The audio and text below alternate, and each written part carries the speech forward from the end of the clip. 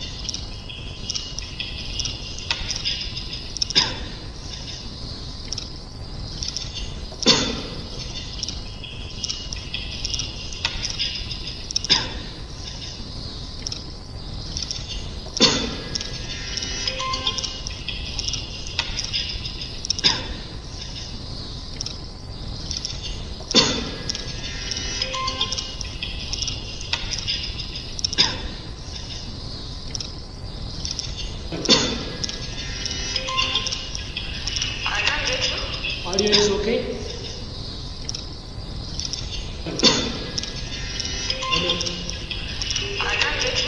Audio is okay? Yes, okay, it's fine. Can I start? Audio is okay? Yes, okay, it's fine. Can I start? Audio is okay? Yes, okay, it's fine. Can I start? Audio is okay? Good morning everyone. Yes, okay, it's fine. Semester 2. Can I start? We are going to discuss about marketing research. Good morning everyone. And consumer behavior. Semester 2. Can I start? We are going to discuss about marketing research. Consumer behavior is consumer behavior. Semester 2. Can I start? We are going to start our business. Marketing research. Consumer behavior is consumer behavior. Semester 2. Can I start? We are going to start our business. Marketing research. Consumer behavior is consumer behavior. Semester 2. Can I start? We are going to start our business. Marketing research. Consumer behavior is consumer behavior. Semester 2. Can I start? We are going to start our business. Marketing research. Consumer behavior is consumer behavior. Semester 2. Can I start? We are going to start our business. Marketing research. Consumer behavior is consumer behavior. Semester 2. Can I start? We are going to start our business. Marketing research. Consumer behavior is consumer behavior. Semester 2. Can I start? We are going to start our business. Marketing research. Consumer behavior is consumer behavior. Semester 2. Can I start? We are going to start our business. Marketing research. Consumer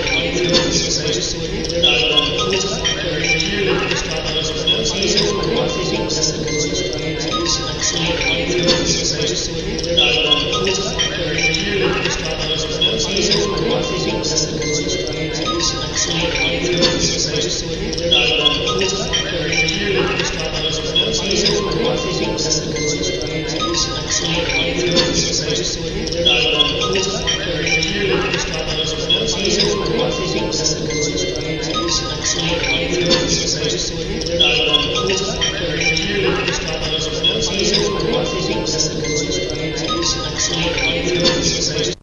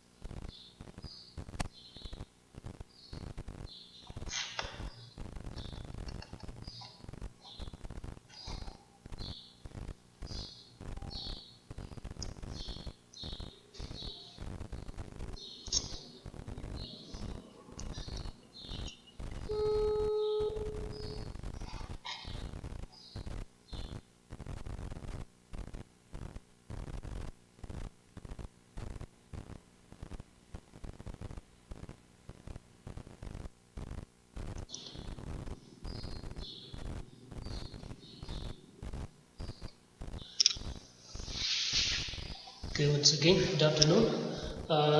In the business, the marketing and the consumer, they are playing the important role in the business. Okay, if you are going to start the firm or the business, maybe your business it's related to service or the production. Okay, if the both service or production are good at service, they need the market to sell your product as well as your give the service to the customers. Okay, so the marketing and the consumers are playing the important role in the business. So in this subject we are going to discuss about the marketing research and the consumer behavior. The first unit we are going to see about the consumer behavior and why the consumer behavior is important and what is the consumer behavior and why the consumer behavior is important, and their scopes, and there is some factors they are influencing the consumer behavior.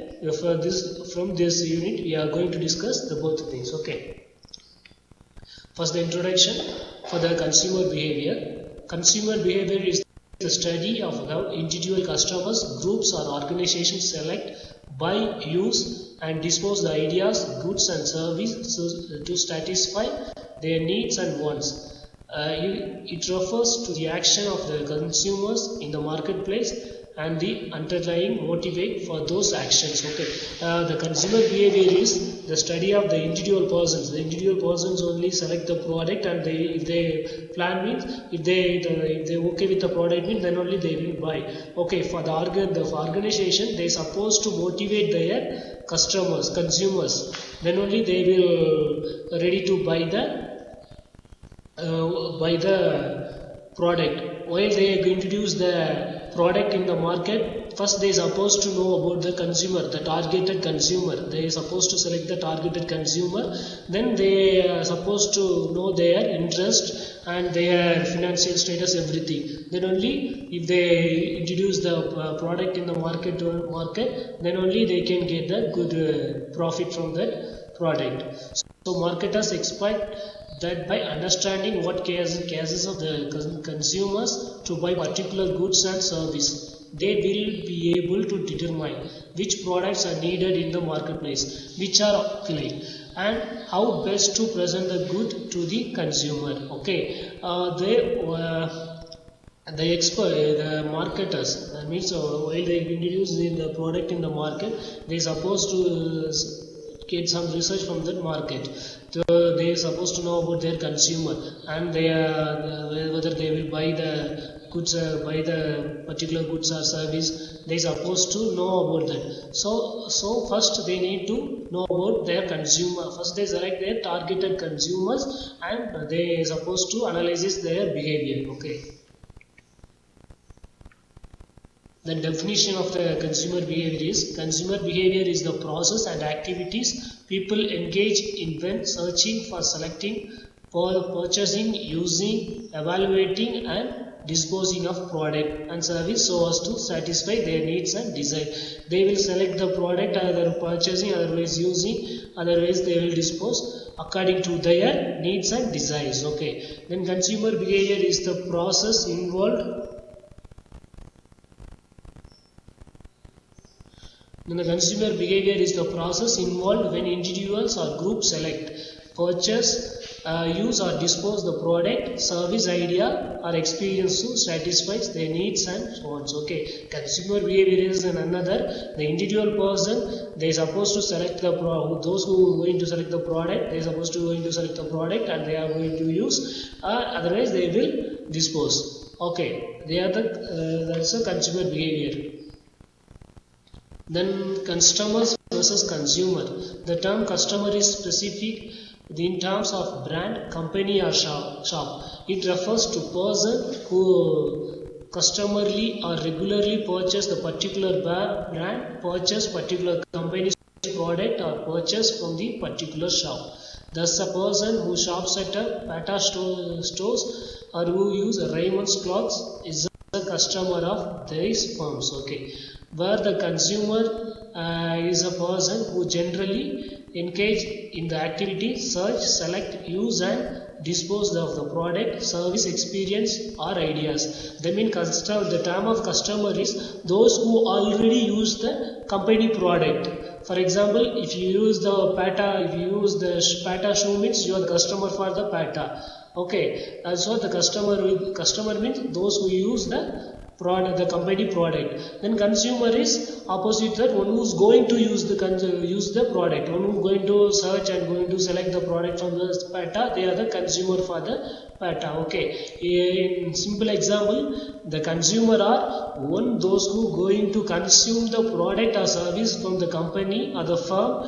They are called as a consumer, and the customers are those who already consumed the product or service from the particular organization or the firm. Okay, they are called as a consumer.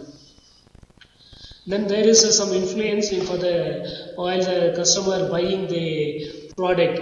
Okay, while they planning to buy the product means there's a three influence they will affect their mind. Okay, consumers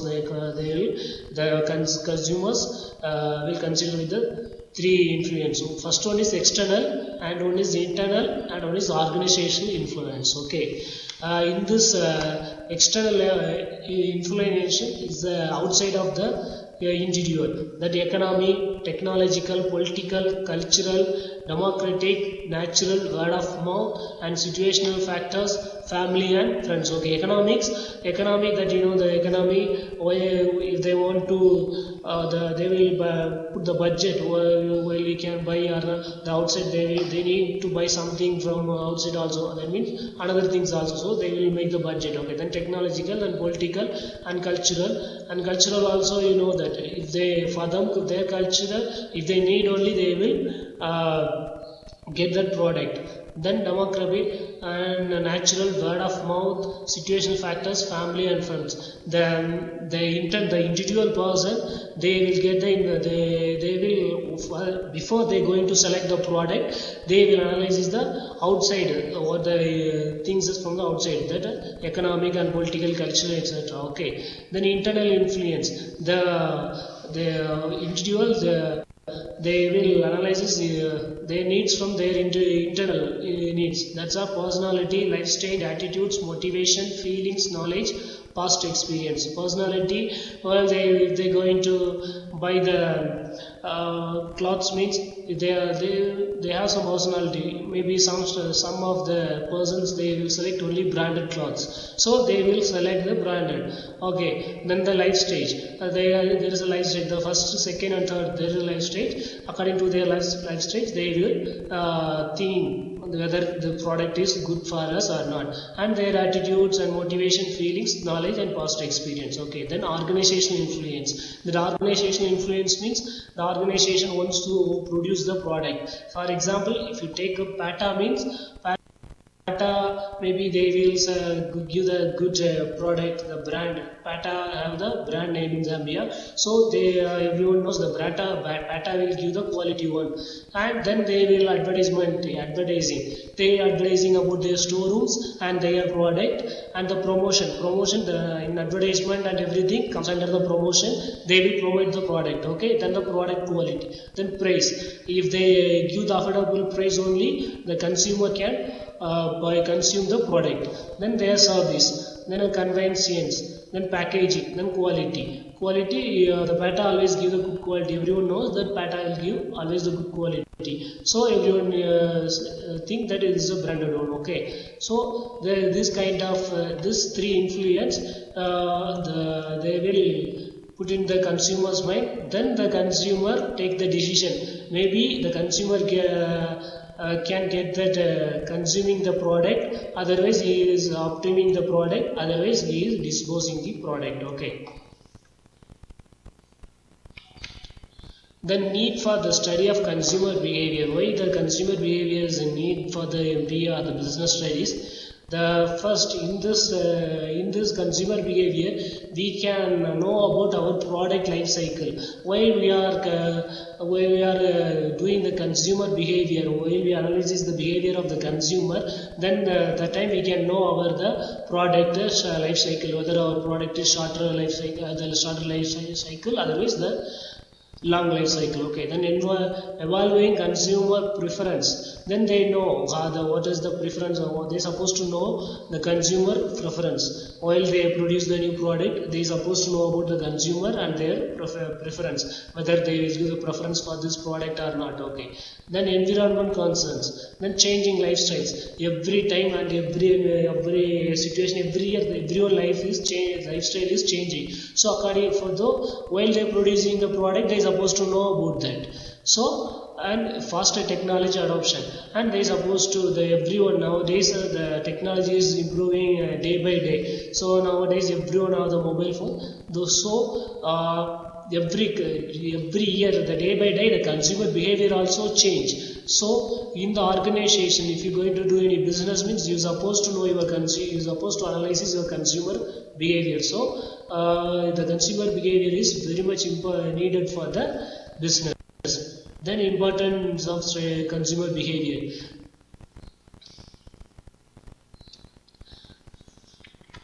Then there is some importance to for the knowing the consumer about the to know about the consumer behavior. That are the first one is modern philosophy and achievement of goals, and useful for the dealers and salesmen. Then more relevant marketing program and adjusting marketing program over time, and predicting market trend and consumer differentiation. Okay, these are the seven important some important topics is that to know why the consumer behavior is important in the business. Okay, first one is modern philosophy.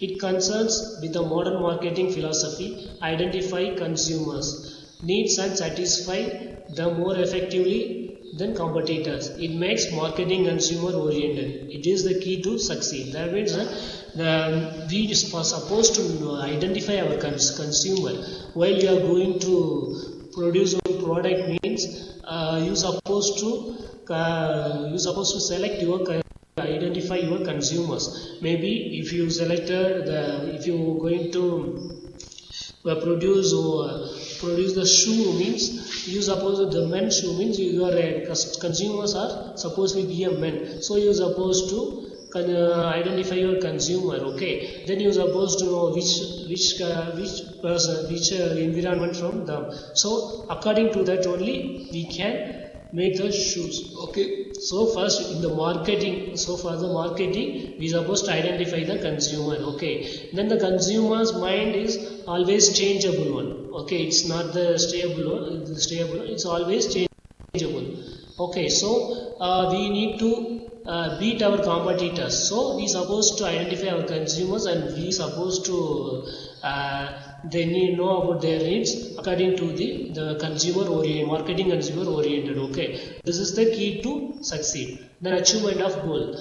The key to company's survival, profitability and growth in highly competitive marketing environment is its ability to identify and satisfy and fill consumer needs better and sooner than the competitors. Thus consumer behavior helps in achieving marketing goals. Okay, while you are introduce a new product in the market, you supposed to the consumers, you supposed to satisfy your consumer, then only they will convert it into your customers, then only they will buy your product, then only you will get your product can survive from the market, as well as your company also survival, and your profitability also increase day by day. Okay, so you supposed to know your consumers needs and ability, their needs and their ability, whether they are ability to buy the product or not. Then only you can satisfy your consumers, then only they will become your customers. Okay, if they become your customers, if no one is ready to buy your product, means you supposed to know why the consumers are not consuming our product, and you supposed to fulfill their needs. Okay, as sooner than the competitors, then only you can achieve your marketing goals as well as your objectives also. Okay,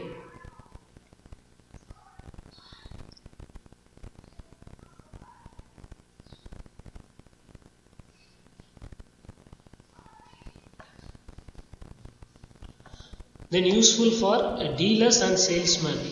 While you are studying the consumer behavior, it's very useful for your dealers as well as salesmen. Every companies have some dealers and the salesmen. The company they don't give the door to company business to the customers. They will always give, there is some subordinate for there is some intermediate between the consumers and the company. Okay, the producers, that means the one who produced the product, that means the company.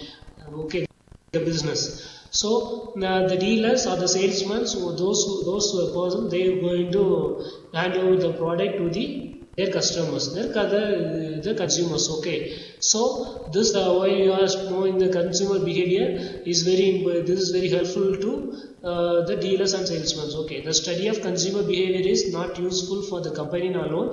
Knowledge of consumer behavior is equally useful for the middleman, that means the intermediate, and the salesman to perform their tasks effectively in the meeting consumers' need and wants successfully. Consumer behavior thus improves performance of the entire distribution service. Okay. So while you are knowing about the consumer behavior, it will improve your entire distribution systems also. Then the more relevant marketing program. Marketing program consisting of product, price, promotion and distribution decisions can be prepared more objectively. The program can be more relevant if it is based on the study of consumer behavior. Meaningful marketing program is instrumental in realizing market goal. Okay. There is a marketing program. Okay. While you are knowing the consumer behavior, while you are learning about the consumer behavior, then the marketing program. The marketing program consists of product, price, promotion and distribution decision. Okay, that means first they will select the product. Okay, they will produce the product first. Then they will keep the price. They will fix the price for that particular product according to their manufacturing cost and everything. They will make the price.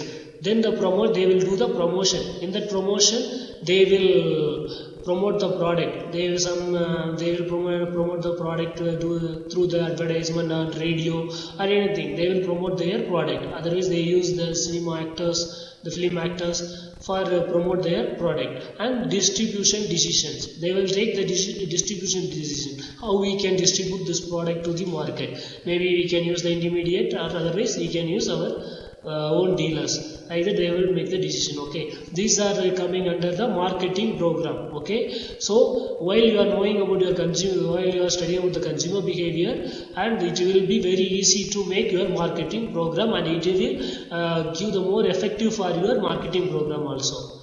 Then adjusting marketing program over time.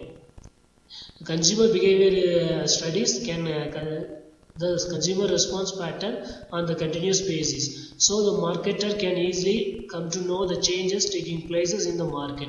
Based on the current market trend, the marketers can make necessary changes in the marketing program to adjust with the market. Okay, in the marketing program they will do the market research and as well as ask some questions to the consumer. They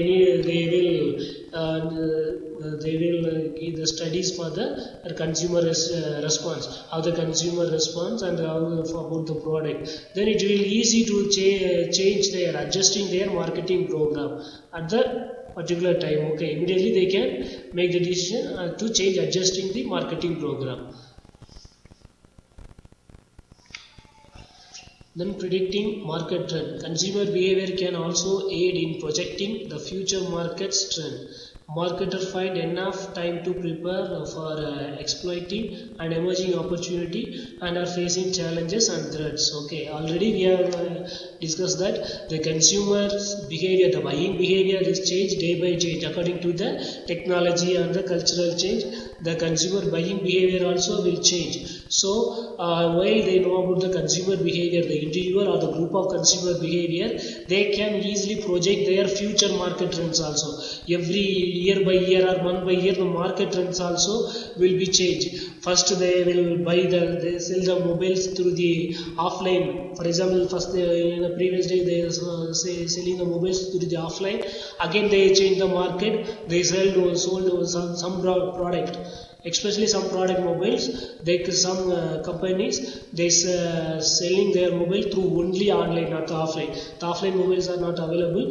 Only they selling their mobiles through only online. So every year the market, every year or day by day the market trending is changing. So while the company the analysis are doing the consumer behavior, while they study the consumer behavior, then they easily predicting the market trend and they projecting the future market. They can projecting the future market trends. Okay, then consumer differentiation. Market exhibits considerable differentiation such as segments, needs and wants different product. For every segment, a separate marketing program is needed. Knowledge of consumer differentiation is a key. Fit marketing offers with the different groups of buyers. Consumer behavior study supplies the details about the consumer difference. Every customer, the individual consumers have the different thing or different the qualities or the different abilities. So this consumer studies, while they do in the group of the buyers for the consumer behavior, while they do a study, while they are doing the studies, if they do with the group of the buyers, then they can know about the differentiation about the customers. Then they can supply the details to the customer. Okay. Then there is some characteristics.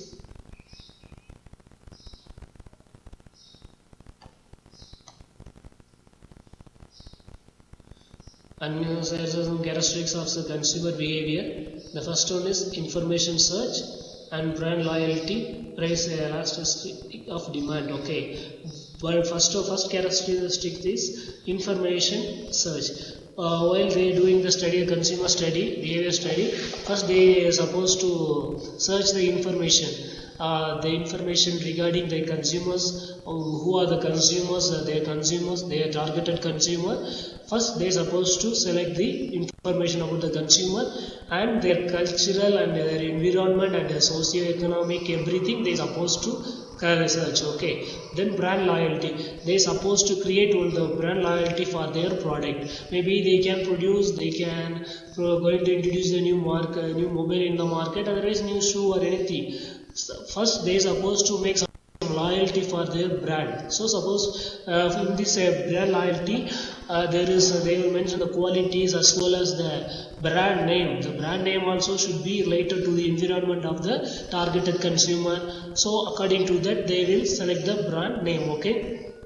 Then price elasticity of demand. According to the demand, they will adjust the price. They will fix the price according to the manufacturing cost and also for the demand, also the market demand.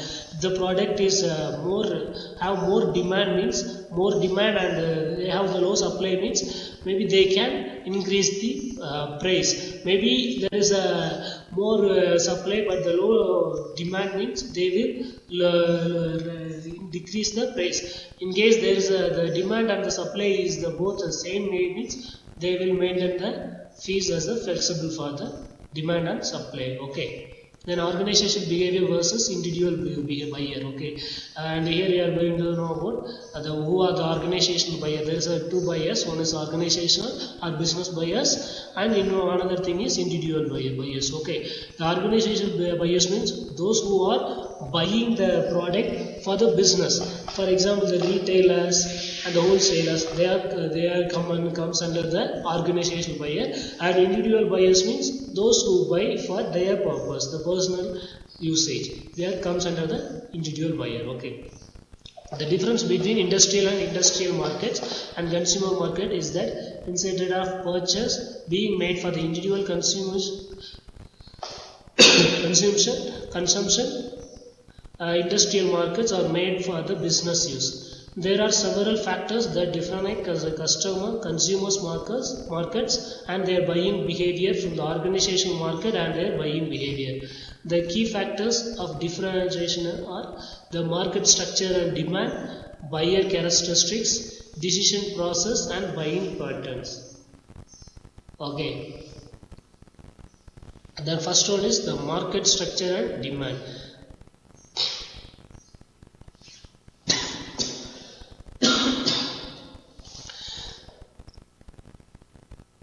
In organization, buyers are more geographically concentrated than consumer markets. Okay, in the organization, they give more. They will put the more geographical concentration to the buyers more than the consumer markets. Okay, the organizational buyers are fewer in number, but they are bulk buyers compared to individual buyer. Okay, the organizational buyer, already we know that the retailers and the wholesalers, they will buy the product, bulk product. Okay, bulkly they will buy the product because they are going to resell the product. So they will buy the bulk. They will buy some product. Okay. Then the organizational buyer market are either vertical or horizontal. In vertical structure, they cater only one or two industries. When in the horizontal structure, they buy based to to board. Okay, that means in this organizational buy there is a two markets. That is, one is vertical and horizontal. In vertical, the wholesaler, that means the bulk buyer, or those who are going to buy the product by the bulk, means they will first in the vertical market they will usually consume their product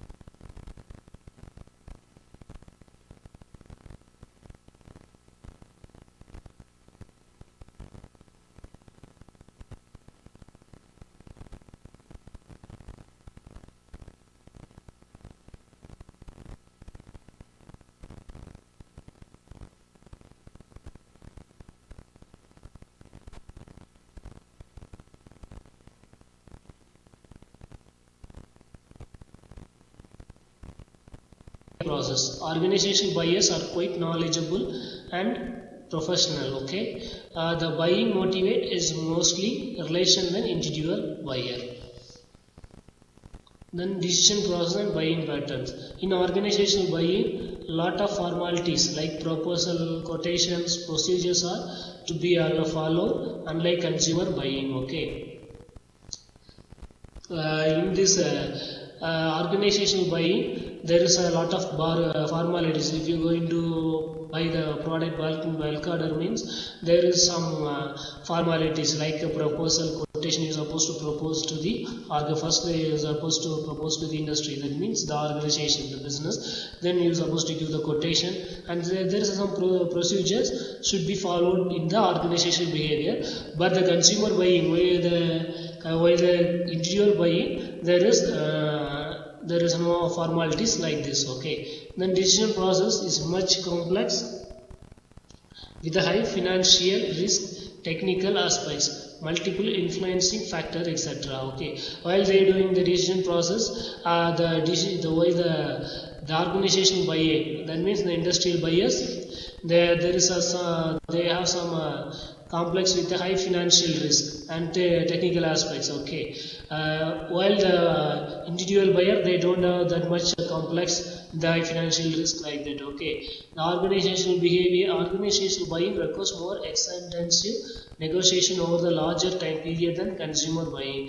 While the consumer buying the product, there is no need, the negotiation is there, no need of the negotiation while they are buying the product. But the organizational buyer, that means the industrial buyer, while they are doing the buying, purchasing for the industrial or the organizational buying, they need to give some negotiation to the company to get some discount for everything. They suppose give some negotiation with the company. Okay, then signification of the consumer behavior.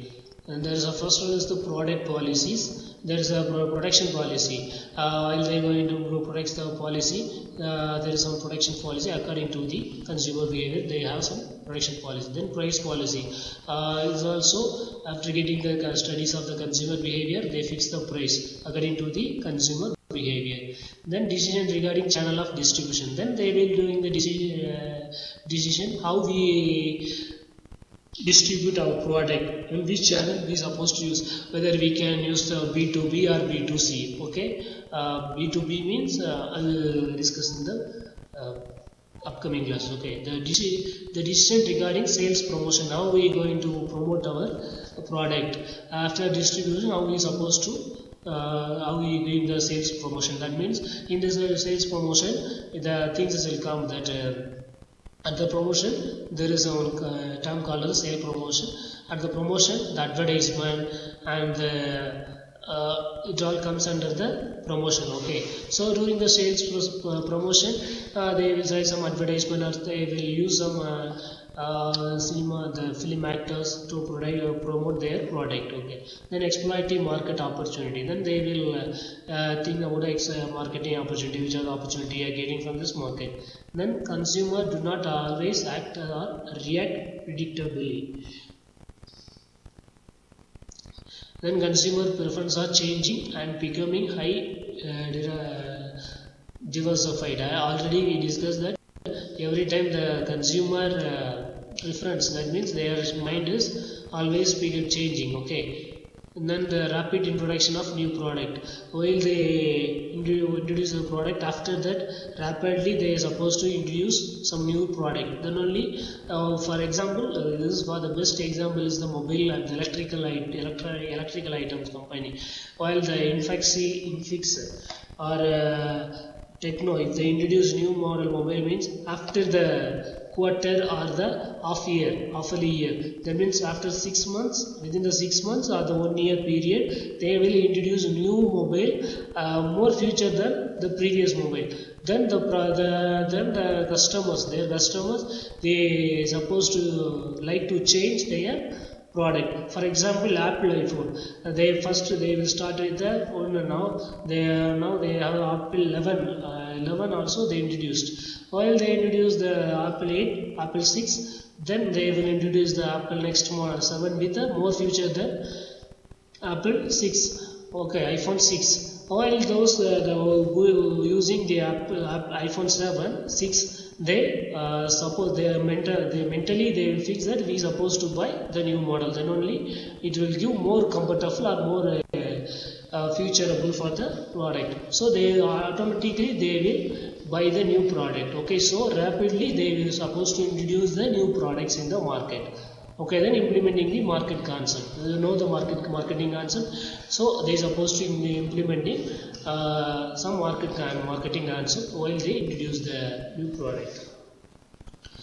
Then business marketing and consumer marketing. There is a two type of marketing, like the buyers. So marketing also there is a two types. One is business marketing. Already you know the business buyers, and one is the individual buyers. So here also there is a two type. One is business marketing and one is consumer marketing. The business marketing, that you know, one organization buying the product from another organization. For example, they maybe buy for the raw materials. If they can buy the raw material from another business, another company. Okay, and also for the resale, I mean the wholesalers. Okay, for the business marketing, the wholesalers buy the product. I mean they will consume the product bulky for the resale to the individual customers. Okay. Then consumer marketing is the consumers, the individual person, the personal person. That means the single person, they will buy the product. They comes under the consumer marketing. Okay. On the other hand, refers to the transaction of goods and services between the organization and potential customers. The above definitions of the business marketing and the consumer marketing highlighted the difference between the two commonly used terms in the marketing, that is B2B and B2 customers. That means B2B means business to business and B2C means business to consumer or customers. Okay. Business markets do not entertain the consumers who purchase products and services for their end use.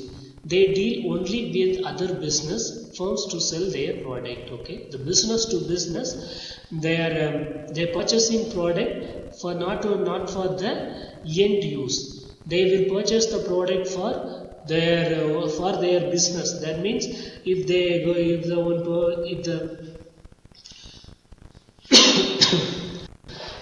the company planning to manufacturing the steel chairs, means they need the steel, so they will purchase the steel from the steel manufacturing company. Okay, so for that only they will buy directly to the business for their other business purpose or sell their product. I mean the wholesalers, they will resell the product. Okay.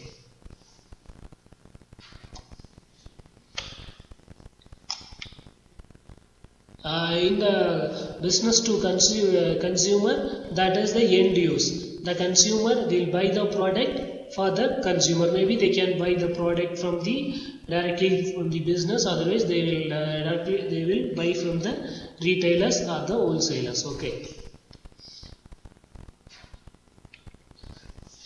And there is a factors that influence the consumer behavior. There is a two influence. One is internal and another one is external. In the internal influence, there is two factors. One is personal factors Okay, another one is psychological factor. Okay, in this personal factor, the age, income, occupation, lifestyle, personality. Age means there is some product, the particular age person, maybe some product is 18 plus or 16 plus, there is some age eligibility to buy consuming the particular product. Okay, then income. According to their income only, the consumers can buy the product. Maybe if they have the monthly salary as a 2000 kwacha, I mean they cannot afford the 3000, more than 3000 or more than 2000 price worth product. Okay, then occupation, according to their occupation. Then lifestyle, there's some lifestyles between the people. Some peoples they want to be very modern, but some people they need a simple, their looks should be, their lifestyle should be a simple. So this factor also, personal factors, maybe some persons they want to live the luxury life, but some people they don't want to the luxury life like that. Then personality, according to their personality, this all comes under the personal factors. Then psychological factors. The psychological factor, first one is comes then the motivation, then perception, then learning, beliefs and attitudes. Okay, psychological motivation. While the company or anyone they will give some motivation, so you can buy this product. It will give this much benefit to you. If they give some motivation, means automatically the psychologically the consumer they will give more important to that product, and they are going to search the know about the product, and maybe they can consume the product also. Okay, then learning. Then while they learning about the product, they also know about the product, then they can consume the product. Then there is some beliefs and attitudes. Some people, according to the culture, there is some belief and attitude for the particular products while they are going to buy the products. For example, maybe some product for the some people they didn't eat the non-vegetarian. Maybe they are the vegetarian, means they will use only the vegetables. They don't want to eat the egg or anything. So according to their some of the everyone does not have the same belief and attitude. According to the consumer, the individual consumer belief and attitude also, this factor also affect the consumer behavior, influencing the consumer behavior. So this all comes under the psychological factor. Okay, then external influence. In this external influence also there's a two type factors. One is cultural factor and social factor. Okay, in this cultural factor comes cultural, subcultural, then social, class. Okay, then in the social factor there is a family and reference group and role and status. Okay, and culture, first you are going to see about the external environmental factor affecting, that is a consumer behavior. That means the first one is the culture. Okay, it is defined as the complex sum total of knowledge, belief, tradition, customs or moral law or any other habit acquired by people as members of society. Our consumer behavior, that is things we buy, are influenced by our background or culture. Different emphasis is given by different cultures for the buying, use and disposing of products. People in South India have a certain style, consumption of food, clothing, savings, etc. This differs from the people in the north of India. Different cultures and habits are predominant in different parts of the world. Japanese have the different culture from that culture from the of USA, and England and Arabian countries they have also different cultures and beliefs. In consumer behavior, cultural plays very important part. Okay, this is the factor. First, the cultural factor. Cultural factor means the customers from different places.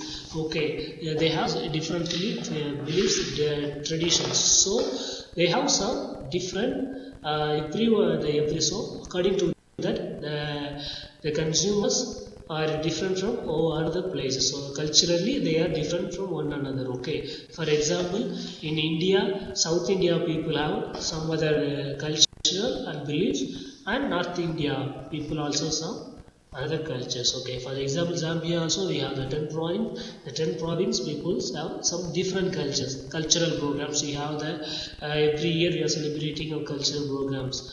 in February, I think. So everyone has some different culture. Okay, so this is in the consumer behavior. This factor, the cultural factors, give more give more affecting in the consumer behavior. Okay. And then cultural is basically the way of living and thinking pattern that is followed from generation to generation in society.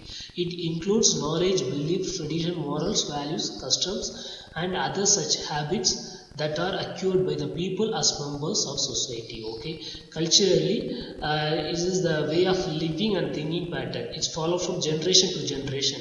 For we just to pass our cultural to our upcoming generation, and our upcoming generation, they will pass the cultural to and their upcoming generation. So generation to generation we passing the cultural. Okay, the cultural is the way of living and thinking pattern. How every culture, you supposed to live this kind, and you supposed to think like this. Okay, it depends upon the society.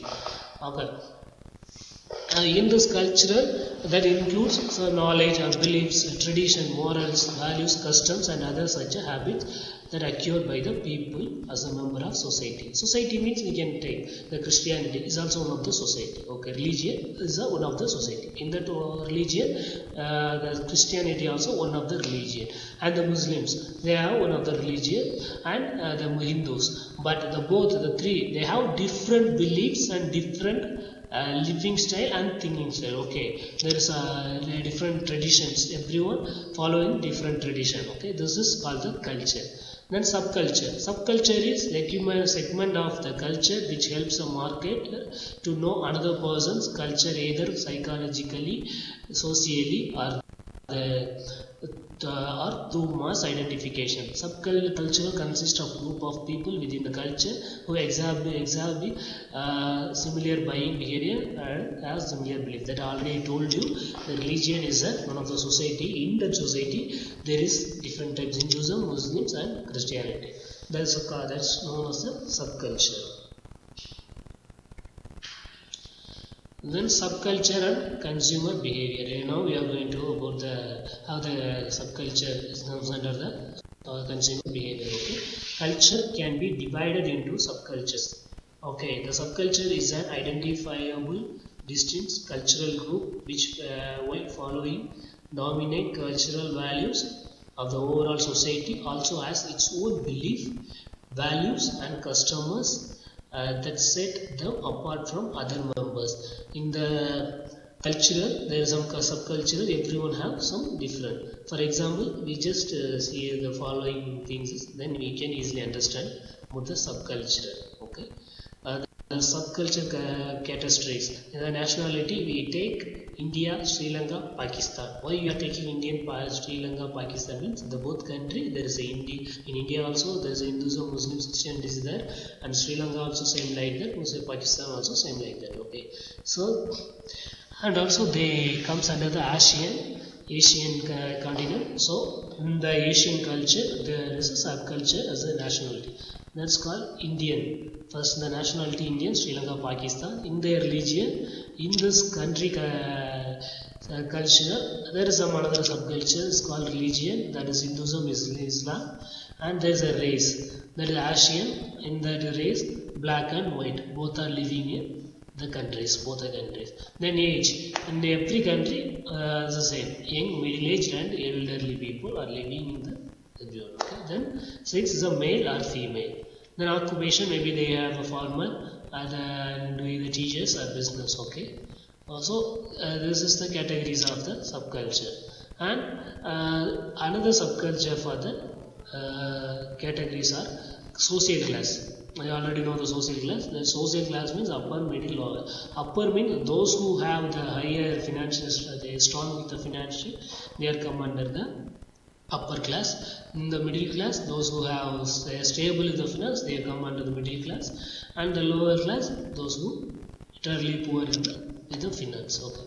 Then geography regions. In India, there is a two is called South India and North and Eastern India. Okay. Then the social class. but into the subculture, the South India has the different cultural and the North India also has different cultural. Okay, so in the subculture they divided the culture. Social class. By the social class, we refer to the group of people who share equal position in the society. Social class is defined by parameters like income, education, occupation. Okay, the social classes refers group of people who share equal position in the society. Okay, in the society means some society there is some equal people. The group of people in the society that comes under the social class. Okay, the social class is defined by parameters like they will define the social class as like a income, with the income, education, occupation, etc. Okay, and then within your social class, people share the same values and beliefs and tend to purchase similar kind of product. Their choice, residence, type of holidays, entertainment, all the seems to be like.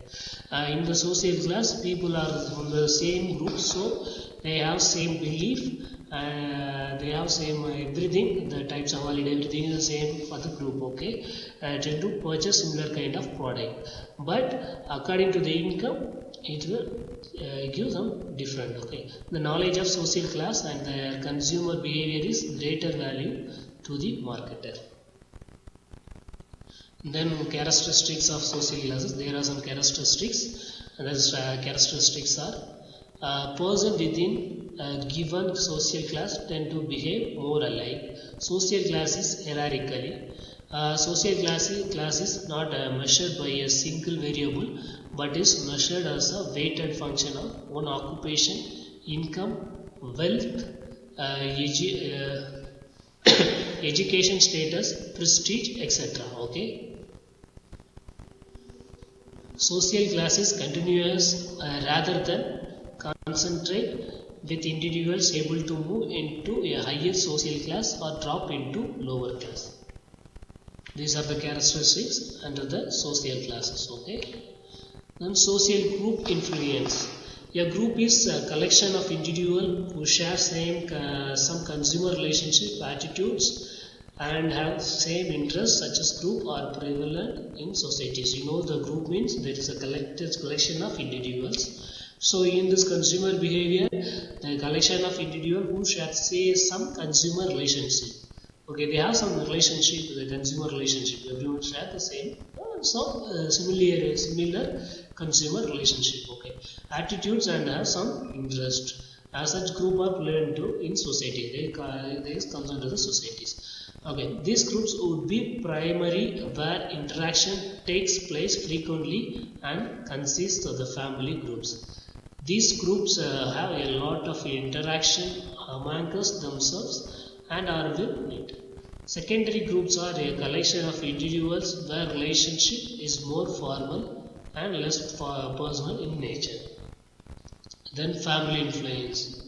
The family influence, as has already been, we know that the family is the most important in the primary group and is the strongest source of influence on the consumer behavior. According to their family need, according to their family situation only, they will consume the product. So it is the important of primary group. Okay, and the strongest source of influence on consumer behavior.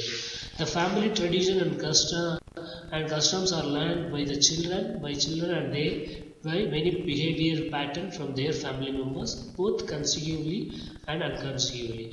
The family tradition, that is mean the society tradition, the children, the next generation, they learn from their family only. So their behavior pattern also, it's like same their family members. Maybe in rare case, they will come out from the tradition and they will live the new tradition. So, but in the family influence in the consumer behavior, the children, they will learn from their family tradition from their family members. So they also behave as the same tradition. Okay, these behavior patterns become a part of children's lives. In a joint family, many decisions are jointly made, which also leave an impression on the members of family. Okay, this kind of behavior, behavior patterns, it's become part of children's lives. Okay, in the joint family, everyone take the decision, but they will select one jointly. They will make a decision to maybe if they want to consume the product or not. They will make the decision with a jointly. Okay, everyone give their advice and everyone give their suggestion. So group they will discuss. It's like one of the group discussion. Then personal influence. Each individual process the information received in the different ways and evaluates the product in his own personal way. This is irrespective of the influence of the family, social class, cultural heritage, etc. Okay, his own personality ultimately influence his decision. He can have his personal reasons like dislike, price, convenience, or status. Okay, some individuals may lay greater emphasis on the product, other on quality, other on status, simple convention of the product. Personal influence go a long way in the purchase of product. In this personal influence, take yourself. If you are going to buy a shoe, means you supposed to check according to your personality, according to your situation, according to your financial situation only, you are going to buy the product, and you will check whether the social or the traditionally you will check, and maybe you can like the product or dislike the product according to the price. Maybe some people they own only the branded clothes. Means if they are going to wear the clothes, means they will own only the branded clothes. That kind of people, the individual people, they will always own the product. I mean the simple product. Maybe Louis Phillips and Peter England. There's a lot of the American brand, Raymonds. There's a lot of branded, like the shoes in Bata, Puma, Reebok and Woodlands. There's a lot of branded shoes are there. They will consume only the branded item because of the quality and the affordable. If they have the affordable price, it's according to their earning or their income. If it's at affordable, means they will used to buy only the branded product. Okay, these are the personal influence. Is simply the personal, it depends upon the personal mentality. Then reference groups. Reference groups are groups that serve as a frame of reference for the individuals in their purchase decision. This basic concept provides a valuable perspective for the understanding the impact of the other people on an individual's consumption beliefs, attitudes, and behavior. It also provides some insights into methods that group can be used to affect desired changes in consumer behavior. Okay, reference group means in the group the people, maybe the groups from the organization, the workplace, the colleagues, they will make the groups, then they will discuss about the product. If the new product is introduced in the market by the particular company, means they will discuss about the product, whether we can buy or not the product, we can purchase or not. So according to the decision, they will buy the product, otherwise they will refuse to buy the product. Okay, so in this reference group, they will get they will get the idea from others' belief and attitudes and their behavior. Okay, then the family, already we discussed about the family. So there is some importance of family or household unit consumer behavior. There are further two reasons. The reasons are many products are purchased by a family unit.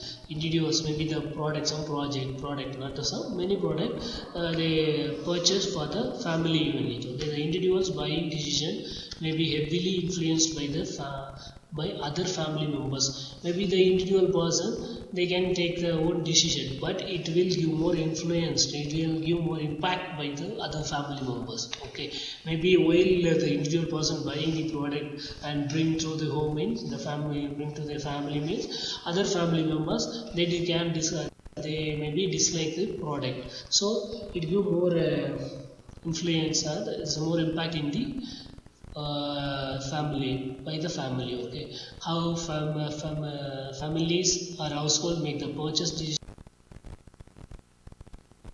Family members in the purchase, consumption of the influence of products. Household products like food and soaps may be purchased by a person but consumed by many. Whereas personal care items such as cosmetics or shaving cream might be purchased by any individual family member for his or her own consumers. Okay, in this family, maybe the individual person they can own the product like the cosmetics, shaving creams or the soaps. That's individually every family every person within the family, everyone is not using the same soaps. That means the same brand soap. Everyone use the different soaps according to their skin type as well as their desire. Okay, so in this kind of products, the individually can make the decision. Okay, so it will not give more impact in the family members. But while they purchase for the family, the whole family, that time they are supposed to give some decision, depends upon the role of various family members. Okay, in the purchase. Okay, while consuming is supposed to discuss with the family members, otherwise it will give more impact. Then family life cycle. There is a life cycle for the family. First one is the there is a life cycle. There is one the family life cycle and the household life cycle and the consumer life cycle. Then another one is FLC. Okay, that is a family cycle FLC. Okay. Then there's a two FLC and HLC. There is a two family life cycles. First one is the family pass through series of stages that changes them over time. This process historically has been called the family life cycle. Okay, the concept may need to be changed to the household life cycle or consumer life cycle in the future to reflect change in society. The household life cycle or the consumer life cycle, it will reflect the changes, future changes in the society. Okay, however, we will use term family life cycle to show how the family cycle affects the consumer behavior. In the consumer behavior studies, they will use the family life cycle method to show how the family cycle affects the consumer behavior. And family decision making. Families use the products even though individuals usually buy them, determining what products should be bought, which retail outlet to use, how and when the products are used, and who should buy them is a complicated process involving a variety of role and the actors. The family decision making, while planning to buy the product, everyone sit on place and they will discuss whether why we are supposed to buy this product and how we are supposed to buy this product and when we are supposed to buy the product and how we can use this product and who is going to buy the product for us. Like that, the things they will discuss in this family decision and they will make the decision making. Okay, then motivation. A need becomes motivate when it is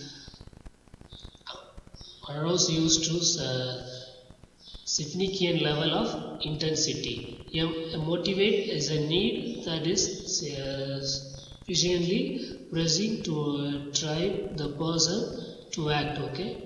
In the word of William J. Satterton, a motivate can be defined as a derive or an argue for which an individual seeks satisfaction. It becomes a buying motivate when the individual seeks satisfaction through the purchase of something. A motivate is an inner argue, a need that moves a person to take purchase action to satisfy two kinds of wants. One is the core wants and the secondary wants. Okay. Then perception. Human beings have considerably more than 5 senses. Apart from the basic 5, touch, taste, smell, hearing, there is a sense of direction. Okay. The sense of balance. A clear knowledge of which way is down and so forth. Each sense is feeding information to the brain constantly, and the amount of information being collected would seriously overloaded the system if one took it all in. The brain therefore selects from the environment around the individual and cuts out the external noise. Okay. Then consumer involvement, in the market. Okay, the consumer involvement can be defined as a heightened state of awareness that motivates consumer to seek out, attend to, and think about product information period to purchase. Some consumer are characteristic as being more involved in products and shopping than others. A consumer who is highly involved with a product would be interested in knowing a lot about it before purchasing. Hence, he reads the brochures, thoroughly compares brands and models available at the different outlets, asks the questions and looks for the recommendation. The consumer involvement can be defined as a high-ended state of awareness that motivates the consumers to seek out, attend to, and think about the product information period to purchase. It is consumer involvement. While the company introduced the product in the market, the consumer involvement very important. This is the high-ended state of awareness of motivate the consumer seek out. Okay, that means the consumer they supposed to they can read the specifications and features from the brochures distributed by the company or the dealers. Okay. For example, the mobile product means every mobile products, if the Infix introduce the new mobile model means they will give the brochures for the in the brochure they will mention all their models, up-to-date models, and they will mention the specification and the features of the mobiles and the offers, everything they will give us outlet like a brochure. Okay, while they seeing the outlets, the brochures, the customers they can ask the questions to the retailer or their friends, everyone, and for the recommendation. Okay, so this is the consumer involvement in the market while consuming the product. Then cases of the consumer involvement. There is three factors that are the factors: the personal factors and the product factors and situational factors. These factors, three factors that's involved in the consumer involvement. Okay, first one is personal factor. In this personal factor, first one is self-concept, then needs and values are the three personal factors that influence the extent of consumer involvement in the product or service. Okay, then the more product image or the values symbolism inherent in it and the needs it serves as fitting together with the consumer self-image, value and needs, and the more likely the consumer is to feeling involved in it. Celebrities, for example, share the certain self-image, certain values and certain needs. They tend to use the product and service that reflect their lifestyle. They get highly involved in the purchasing prestigious product like the designer wears or imported cars and healthcare product. Okay. This is the personal factors. So according to the individual person, personally you have some lifestyle or the culturally they have some lifestyle, psychological styles, everything they have. According to that, the personal person they will involve in the consumer involvement. Okay, so this is the personal factors. That is the product factors. Product differentiation affects the involvement.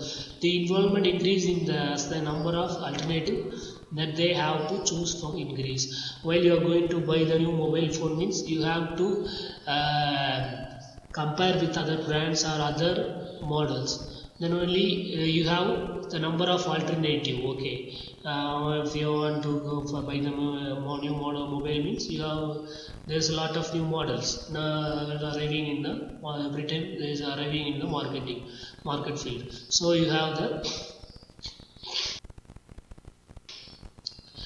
So so you have sorry.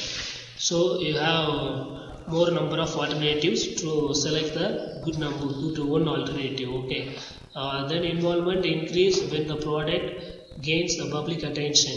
Any products that in the socially visible or that consumed in the public demands high involvement. Maybe some product they get some good good public attention. Maybe they have the product may have a good public attention.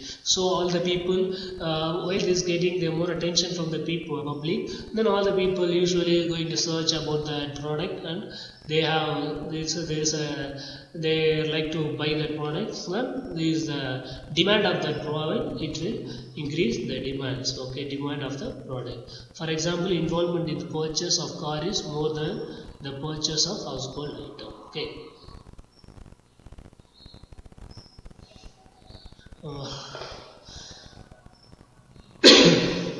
Then situational factor. The situation is which the product is brought or used can generate emotional involvement. The reason for the purchase or purchase occasion affect the involvement. The need to make fast decision also influence involvement. A consumer who needs a new refrigerator and sees the one day one sale at the appliance retailers does not have the time to shop around the compare different brands and prices. The decision highlights involvement. Those involvement may be from outside the individual, as with the situational involvement, or the from with the individual as with entering involvement.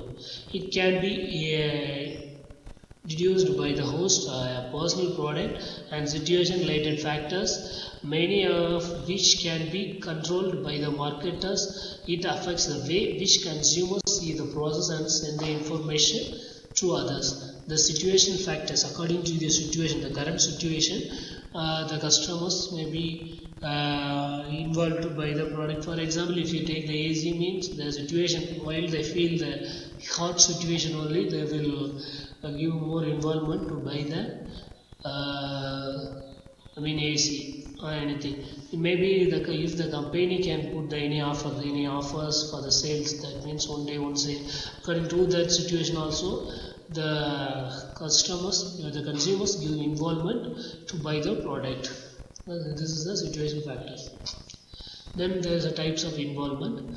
That is there is two types of involvement. One is the situation and one is the entering. First one is the situation. Situational involvement is a temporary and refers to the emotional feeling of the consumer experience in a particular situation when one thinks of the specific product. Then enduring involvement is a persistent over time and refers to feeling experience towards a product category across different situations. For example, holiday makers renting a resort for their trip are highly involved in their choice, but their involvement is temporary only. Various involvement, a person whose hobby is a bike racing endures over time and affects his response in any situation related to pre-purchase, purchase and post-purchase of the sport bikes. Okay, it is observed that involvement is triggered by special situation in the case of the holiday makers, but in the second case it comes from and is the part of the consumer. The effects of consumer involvement. There are some effects we just said. Involvement with the product makes a consumer process the product related information more readily. This information is processed thoroughly, hence it is retained for a long time. Because of this consumer behavior, because of this, the consumer became emotionally higher and tend to engage in extend the problem solving and word of mouth communication. This results into three categories: search for the information, processing information, and information transmission. Then personality of consumers. The personality is different from the consumer. So those inner psychological characteristics, the both determine the reflects how the person responds to his or her environment. Personality defined as a sum total of outer psychological as well as the inner psychological characteristics that determine and reflect how a person reacts to his environment. It exhibits itself through a unique psychological makeup that activities behavior on the part of an individual in response to forces in his or her environment. Personality consists of the due patterns of behaviors, tendencies, qualities, and the personal dispositions that makes people different from one another. Approach to the study of personality include the ethical approach, which sees the personality arising from unconscious internal struggles within the mind at the key stage of development. Trait theories, which attempts to identify a set of personality characteristics that describe and differentiate the individuals, such as introversion and extroversion and stability. Phenomenologically approach which propose that personality is shaped by an individual and interpretation of life events. Social psychological theories. This theory, the social psychological theory, which focus on how the individual act in social situations. Example, the complaint and aggressive, and okay. Then behavioral approach. There is a behavioral approach which view an individual's personality in terms of past rewards and punishments. Then nature of personality. The personality reflects the individual difference, a unique combination of inner characteristics. No two individuals are exactly alike. That's everyone knows. Two persons, they are not exactly like, everyone is different. The personality allows marketers to divide people into different groups based on their traits. The personality in that in this consumer behavior study, the personality, the marketers, they divided into two different groups based on their traits, okay, based on their interest and based on their behavior. The marketers cannot change the consumer personality to meet their product. Okay, the marketers cannot change the consumer personality, but they can change the product according to the consumer personality. But understanding which specific characteristics bring in required response can help marketers to apply to these traits in their target audience. Then self-concept of consumer. Self-concept of consumer holds that an individuals have the concept of self based on who they think they are, concept of who they think they would like to be. Okay, that's the concept. Known as the holds that individual have the concept. Every individual have the same concept based on their self. Okay, that means they are who they think they would like that. Okay, then related to two key concepts of psychoanalytical theory, the ego and the superego. There is a analytical theory, that is psychoanalytical theory. In that analytical, they will point out the two, that is the ego and superego. Okay, ego is similar to one subjective reality, so it's similar to actual self. Superego is defined by the way things should be, and hence can be seen as a reflection ideal self. Okay, then consumer perceptions. The perception is the process of selecting, organizing, and interpreting information and inputs to produce meaning. The above the definition of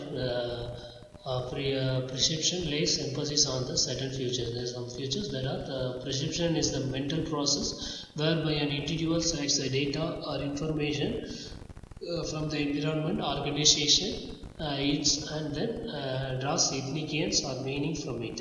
The perception is the basically cognitive thinking process and individual activities, emotion, feelings, etc.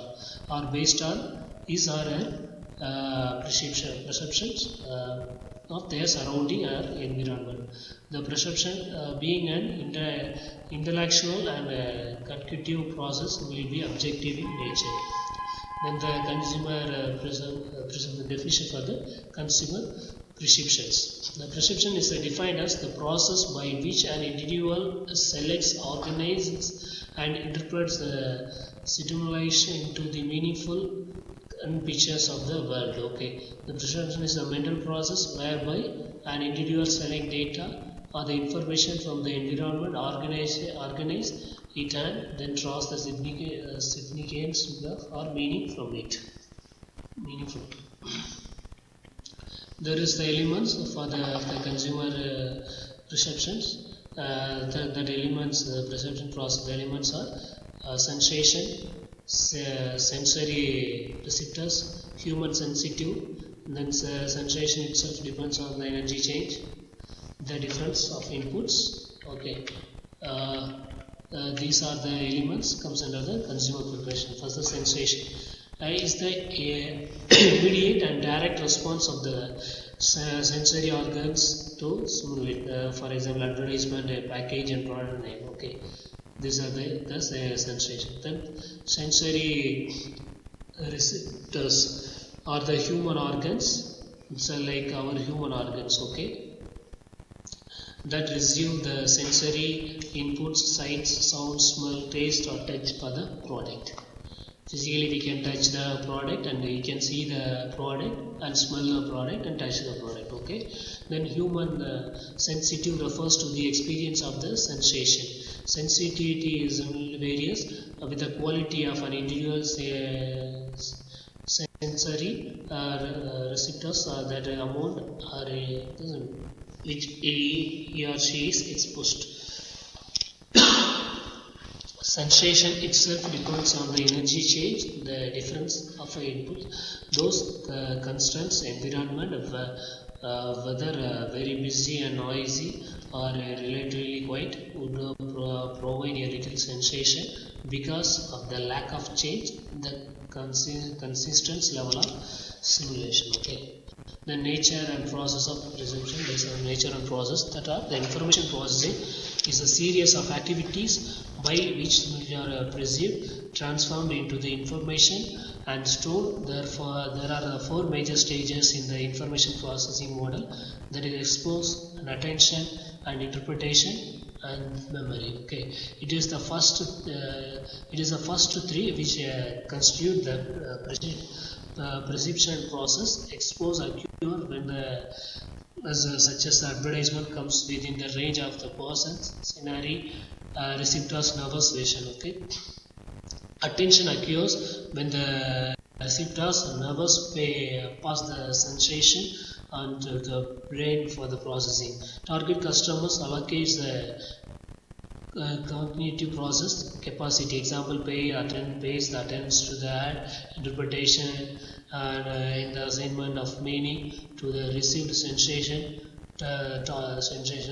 The target customers interprets the message. Example, message sent, message received. Okay, the memory is the short-term use of the meaning for the immediate decision making, and the longer term retention for the meaning. Target customers stores the advertisement and message in the memory, so can be accessed when needed.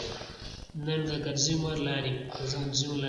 There is a introduction for the consumer learning. Market are concerned with how individuals learn because they want to teach them in their roles as the consumers about the product attributes, and the potential consumer potential consumer benefits, about where to buy their product, how to use them, how to maintain them, and even how to dispose of them. Marketing strategy based on the communicating with this consumers. Okay. And the consumer learning, the marketers, they will introduce the product and okay, but the consumer is supposed to know about the product and the potential of the product, and they are supposed to know how to use the product and how to maintain them and how to buy the product and how to dispose of them. Okay, the marketers want their communication to be noted, believed, remembered and recalled. For this reason, they are interested in every aspect of the learning process. There is no single universal theory of how people learn. There is no single theory to know how the people learn. Okay. And consumer learning is defined as a process by which people gather and interpret the information about the product and the service and use this information, knowledge, buying patterns and consumption behavior on future. In the learning, the consumer learning is the individual person. They are supposed to gather the information about the product. Then only they can know how to buy and how to use the product. Okay, the consumer learning is the process by which individual acquire the purchase and the consumption knowledge and the experience that they apply to the future related behavior. Okay, there's some importance of the learning that are the marketers must teach the consumers. So this is important. Where to buy. The consumer supposed to know where to buy the product. For that, the marketers only supposed to teach the consumers through in the advertisement or promotion. That like that they supposed to teach the consumers you supposed to pay buy product of this side. Then how to use. And for example, if you use the ointment or the syrup for the medical, the tablets or syrup means in that they will keep some catalog. And also if you buy the mobile mean also they keep some catalog how to use the mobile phone. So this is all the duty of marketers. They are supposed to teach the consumers how to use, then how to maintenance and how to dispose the product. Then motivation. The needs the most basic human requirement. Motivation is the most basic human requirements. Every human needs the motivation. Okay? That derives tell how these needs translate into behavior and goals. What this behavior aims to achieve. Okay? Then there is elements in the motivation. There is a needs, wants, goals. Okay? The needs means they are supposed to know the customer's needs and their wants. The goals, there's a two goals. One is specific goals and one is generic goals. The needs, every individual has needs. The marketer is supposed to know their needs. There is a two, that is the innate needs and acquired needs. Okay. And then wants. Wants are something more in addition to the needs that will have desirable effect. For example, food is need and the type of food is want. That means the food is the want is addition for the need. Okay, that means the food is the need. We need the food, but what kind of food we want. Then goal. Goals are the ideal state that the person desires as he thinks that it would be help him or her satisfy a need. Okay, there's a two type of goals. They are generic goals and product goal. As well as you know, the specific goal is known as the product goal. Okay. Then generic goal. Generic goals can be defined as the general category of goals that consumers see as the sub-need to satisfy their needs and wants. Example, consumer may want to buy a mobile. Okay, that product goal. The goals. There are specifically branded product service that consumers select to fulfill generic goal. A generic goal, the consumer want to buy a phone. In this product goal, which product? That means they are supposed to buy Nokia or Samsung or Apple, the product. So this is the product goals. Okay, that's what these are the specifically branded products or service that consumers select fulfill their generic goal. Okay. Then there is own needs. That's a Maslow's hierarchy of needs. His own theory like that. The Abraham also hypothesized that within every human being there exists a hierarchy for 5 needs. There is 5 needs for every human being. That Abraham also hypothesized these needs. That is one is physiological, Then another one is safety, then social and ST and self-acquisition. Physiological, physically they want. Then safety, the safety of the air needs. Then social, according to the social environment, and ST and self-acquisition. Then positive or negative motivation. There is two motivation. There is positive or negative motivation. Motivation can be either positive or negative. Positive motivation happens when the individual experiences that they are deriving forces towards an object or person or situation. This is also called person motivation. On the other hand, deriving forces compiling the person to move away from someone or something will be known as a negative motivation. Then consumer motivation. The study of consumer motivation essentially address the question, why do people shop? The answer really is that people shop for the variety of the reasons, and it is very difficult to make generalization. Shopping for the food can on one level is seen as satisfying some basic survival needs.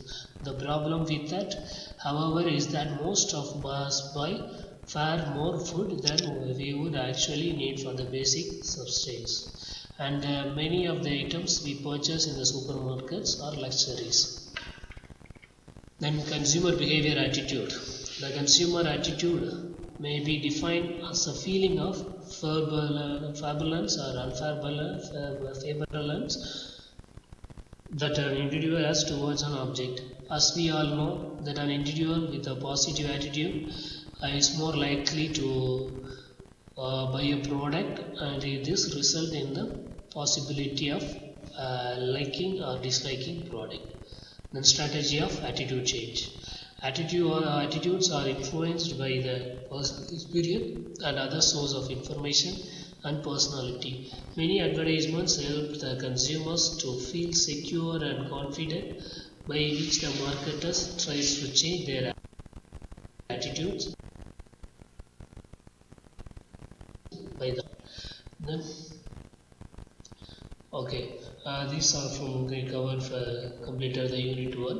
In this unit 1 we just discuss about what is consumer behavior and influence in the consumer behaviors, and the factors that affecting the consumer behavior and need of the consumer behavior, and the motivation and the factors affecting the consumer behavior and the consumer decision making. Everything we discussed in this unit 1, and now we are going for the unit 2.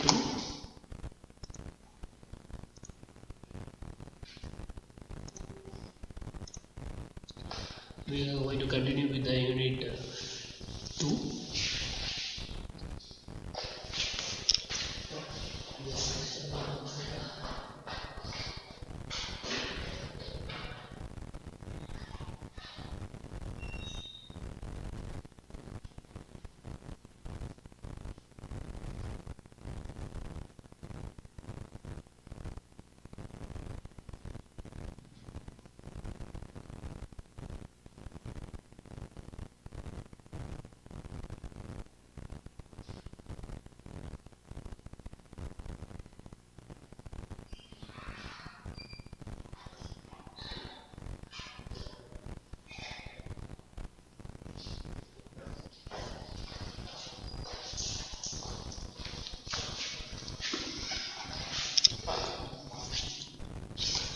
Okay, we are going to continue with the unit 2.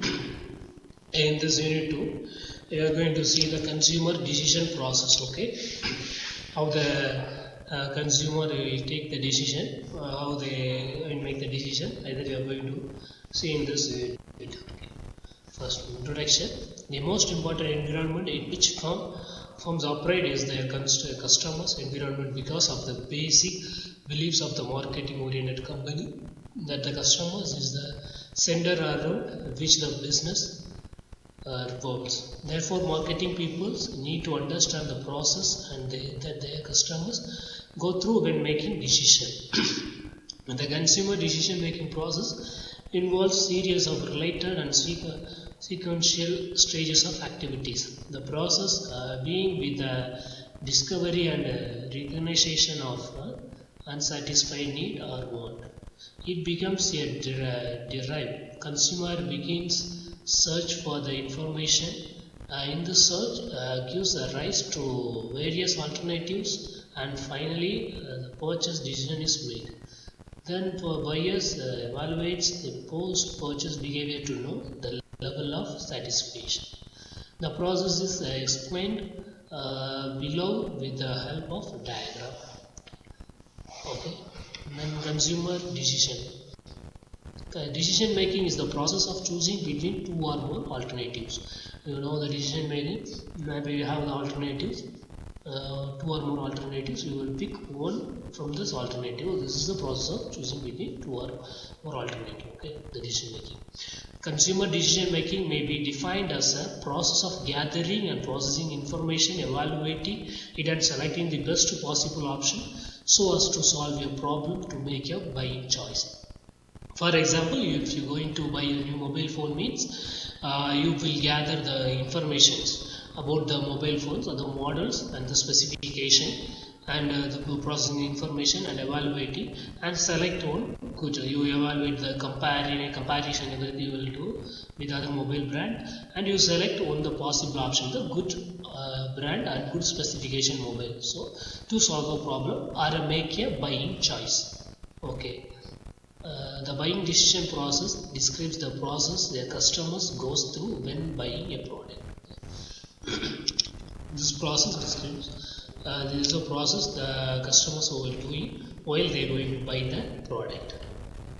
This is the decision process stage. First one is need of recognition and information search, evaluation of alternatives, then purchase and post-purchase behavior. Okay, then for these are the steps. Okay, this is the process steps. This 5 steps are involved in the decision making, buying decision making. Okay, means consumer decision process. But there is some factors, that is cultural, social and individual, and the psychological factors. These both factors, I mean social and the cultural and individual and the psychological, these 4 factors that affects, maybe they can affect these all the steps. Okay, according to these factors only they will sell the product. Okay, first one is need the recognition.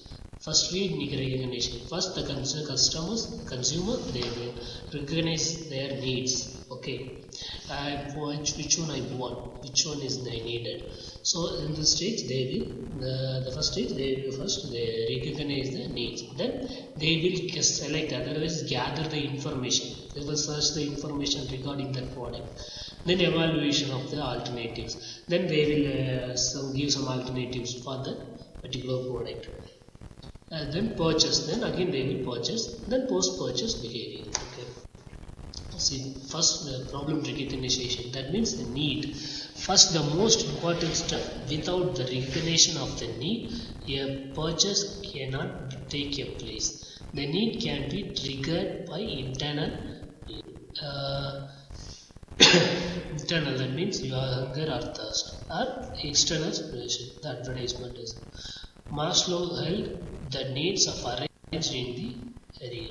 Okay. According to Maslow, only when a person has fulfilled the needs at the certain stage can he or she move to the next stage. The Marshmallow is said he is arranged on some stage.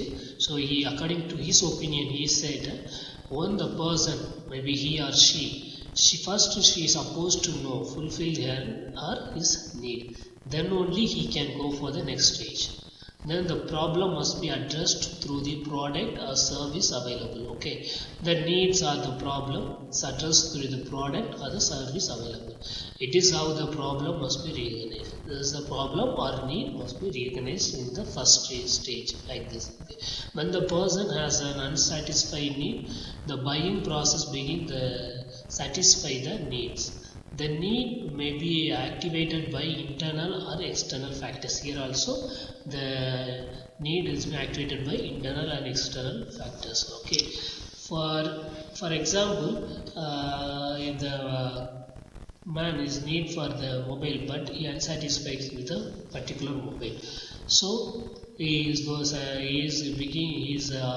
He is going to give the process for being the satisfy his need. Okay, then in intensity of the want will indicate the speed with which a person will move to fulfill the want. On the basis of need and its urgency, the order of priority is decided. The marketers should provide required information of selling points. Then information search. This is the second stage, that is information search.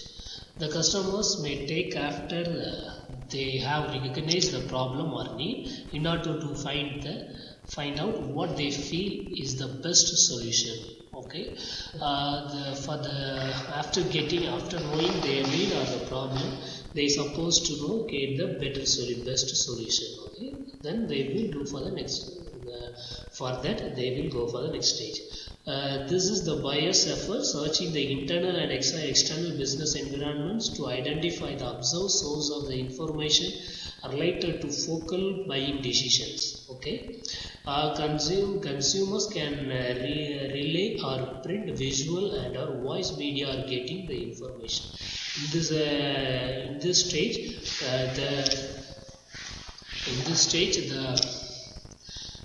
the buyers, they will select the. I will go getting the information. They are gathering information about to make their focal buying decision. Okay, so for this they will use print or visual or media for the getting information. Identify the needs can be satisfied only when desired product is known and also easily available. Different products are available in the market, but consumer must know which product or which brand gives him maximum satisfaction. There is a lot of brands, a lot of products are available in the market. For example, the mobile market, mobiles also a lot of models with a good specification. Everything is available in the market, but the consumer want to know which product or which brand or which model is going to give maximum satisfaction of him or her. Okay, and the person has to search out for the relevant information of the product, brand or location. Consumers can use many sources, example neighbors, friends and family. So in that information gathering, they are supposed to know the brand or location where we can buy and how we can buy. The information they are supposed to get. They are supposed to get the information sources from their neighbors and also friends and family members. Then evaluation of alternative. The third step of evaluation of alternative. Consumer evaluate different product or brand on the basis of the varying product or attributes and whether this can deliver the benefits that the customers are seeking in this stage is heavily influenced by one's attitude. As attitude puts one in frame of mind, liking or disliking an object moving towards or away from it. Another factor that influences the evaluation process is the degree of involvement. In this evaluation of alternatives, they may be, for the example, for the mobile phones, there is a lot of brands are Nokia, Samsung, iPhone, Infinix, Tecno. There is a lot of brand names or brands are available in the market. Okay, so in this evaluation alternative, the consumer, they get the alternative, all the models and all the branded and compare with everyone and analysis which one is good. Okay, there is two process factor influencing is that one is liking or disliking object. There is maybe while you are checking the specification, this mobile, okay, I dislike this model and I like this model, so this is one of the factors. Then second one is the degree of involvement, how our involvement is going. It just maybe sometimes we just go through with the outline, just is okay, this is okay. So this is also one of the factors that influence evaluation of alternative being the decision. Okay, this is the critical stage, the process of buying, following the important elements in the process alternative of evaluations. This is the very critical stage, because in this stage only we are going to make the decision that I am going to buy this product or no, we are not going to buy the product. After making the decision, after buying the product, we can change it. Okay. So there is a there is a process of alternative. That alternatives are: first one is a product is viewed a bundle of attributes. These attributes or features are used for evaluating products or brands. For example, in a washing machine, consumer consider the price, capacity, technology, quality, model, and size. If you are going for in this process, if you are going to buy the washing machine, also you will consider the price, capacity, technology, quality, model, and size, and you will compare with the other brand also. Okay, the factors like company, brand image, country, and distribution network, and after sales service also become the critical in the evaluation. Okay, after selecting, you will maybe fix the price and the capacity and technology, quality, good models. After that, you will make seek a brand image or country, which country is supposed to buy, or the distribution network, whether if they distribute the online, they will do the home delivery or anything, cash and delivery. If they do the cash and delivery, we supposed to evaluate these things. Okay, and after sales, how they service, if they face any complaints, if they give the complaints, will they come for the service or not? We supposed to know that. Okay, then marketers should understand the importance of these factors with regards to the consumers while manufacturing and marketing their products. Then the purchase process. I means we are going to the purchase, the buying the process. This is the final purchase decision can be distributed by two factors. That is, there is two factors. One is negative feedback from other customers, and the level of motivation to compile or accept the feedback.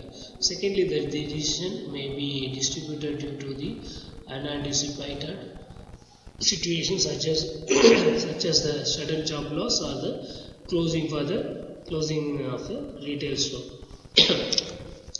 Outcome of the evaluation develops likes and dislikes about the alternatives products or brands in the consumers. This attitudes towards the brand influence the decision as to buy or not to buy. Okay,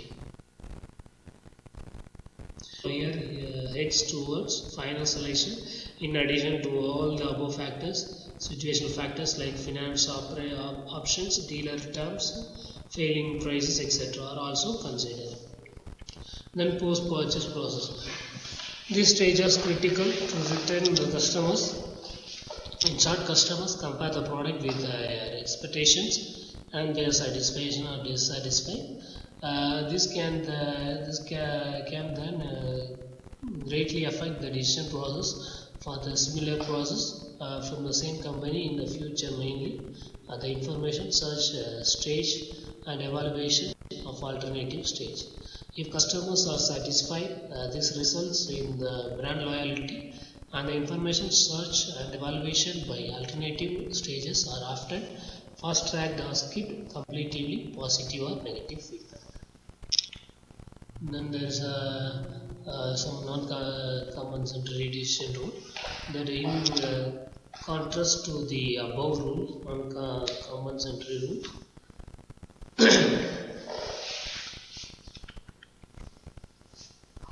Non-compensatory rules do not allow the consumers to balance positive evaluation of the brand and one attitude.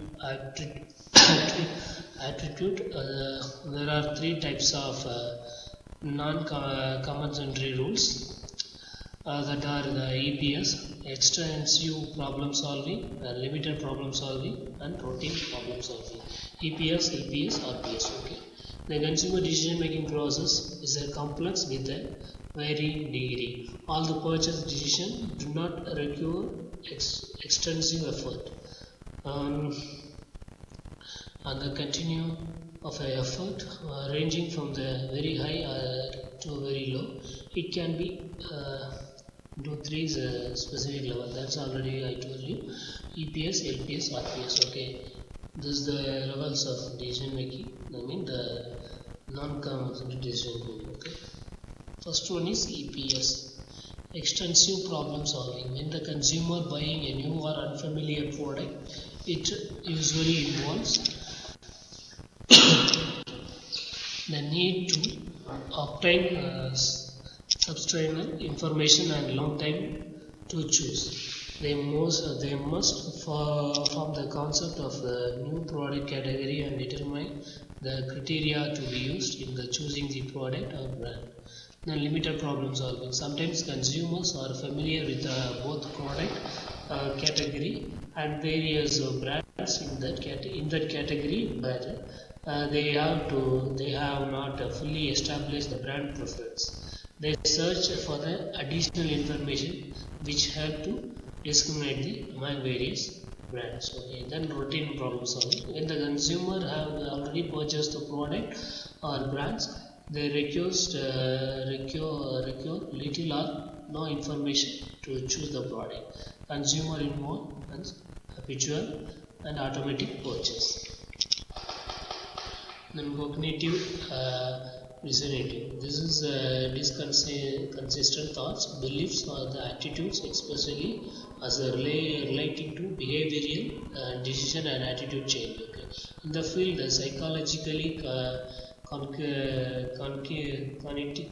cognitive dissonance occurs when a person holds two or more contradictory beliefs, ideas, or values, or participates in the actions that goes against one of these three and experience psychological stress because of that. According to this theory, when two actions or ideas are not psychologically consistent with each other, people do all in their power to change them until they become.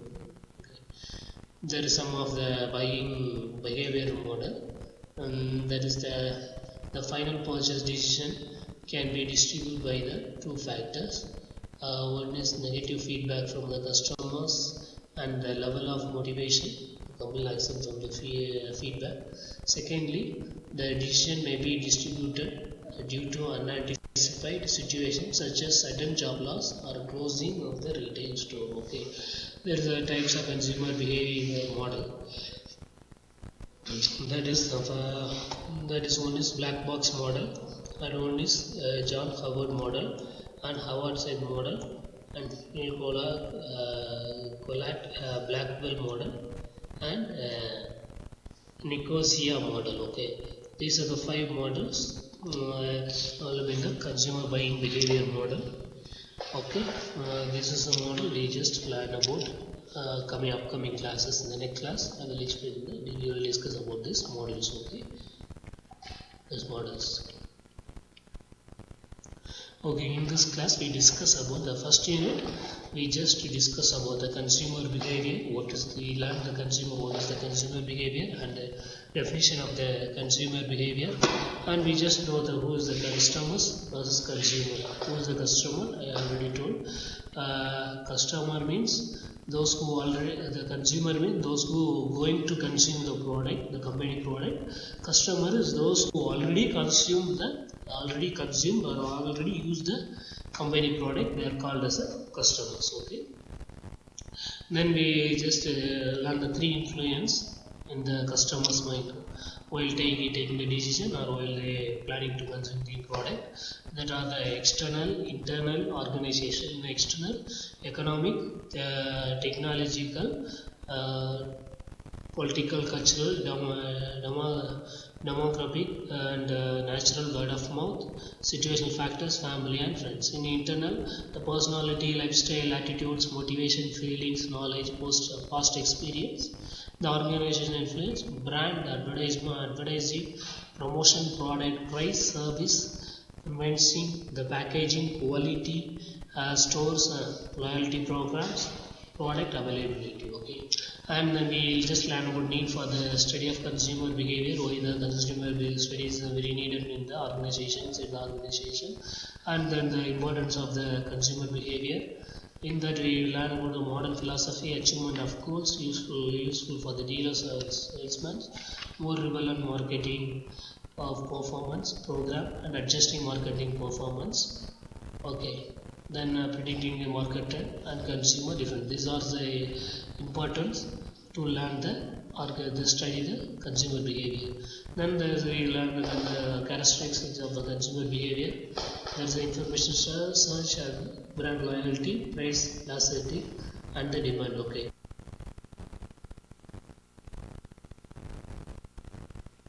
Then we'll do it. And what is the difference between both them?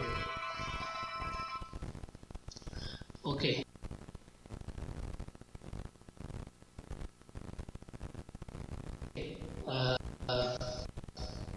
Then we will do buttons, and we will learn the signification of the consumer behavior and the business marketing and the consumer marketing. What is the business marketing and what is the consumer marketing? What's the difference between both? Then factors that influence in the consumer behavior. In that major two influence, that internal and external. In this internal, personal factors and psychological factors. In psychological factors, age, income, occupation, lifestyle, personalities, the things comes under the personal factors. And psychological factors, that's motivation, perception, learning, beliefs, and attitude. Then external inflation, there is two, that is the cultural factor and social factor. In that cultural, subcultural, social classes. Then in the social factor, we discuss about the family, reference group, and roles and status. Okay. Then we learn about the family life cycle and family decision making and perception and the consumer involvement while buying the product, while consuming the product, and the cases of consumer involvement. And there is three factors: personal, product, and sensual. Okay. Then the involvement, there is a two type of involvement. One is situation and entry. Okay. Then effects of consumer involvement. Then personality of consumers and the self concept of the consumer and consumer perception we learned, and the elements of the consumer perception. In that element, sensation, sensory, and the human sensitive sensation itself depends, and then we learn about nature of process of perception in the first unit. Then in the second unit, we just discuss about introduction for the consumer decision process and this process of consumer decision, and in that process we learn about recognition, information search, evaluation of alternatives, and purchase and the post-purchase behavior. Okay. Then we just learn the levels of consumer decision making. In that you know about EPS, LPS, RPS. Okay. Then there is a more buying behavioral model. There is 5 types: black box model, John Hubbard, and Collective Blackwell model, and Harvard Seth model, and Nicosia model. Okay. For the consumer buying behavior model, we are going to learn from the next class. Okay. Okay. See you in the next class. Thank you.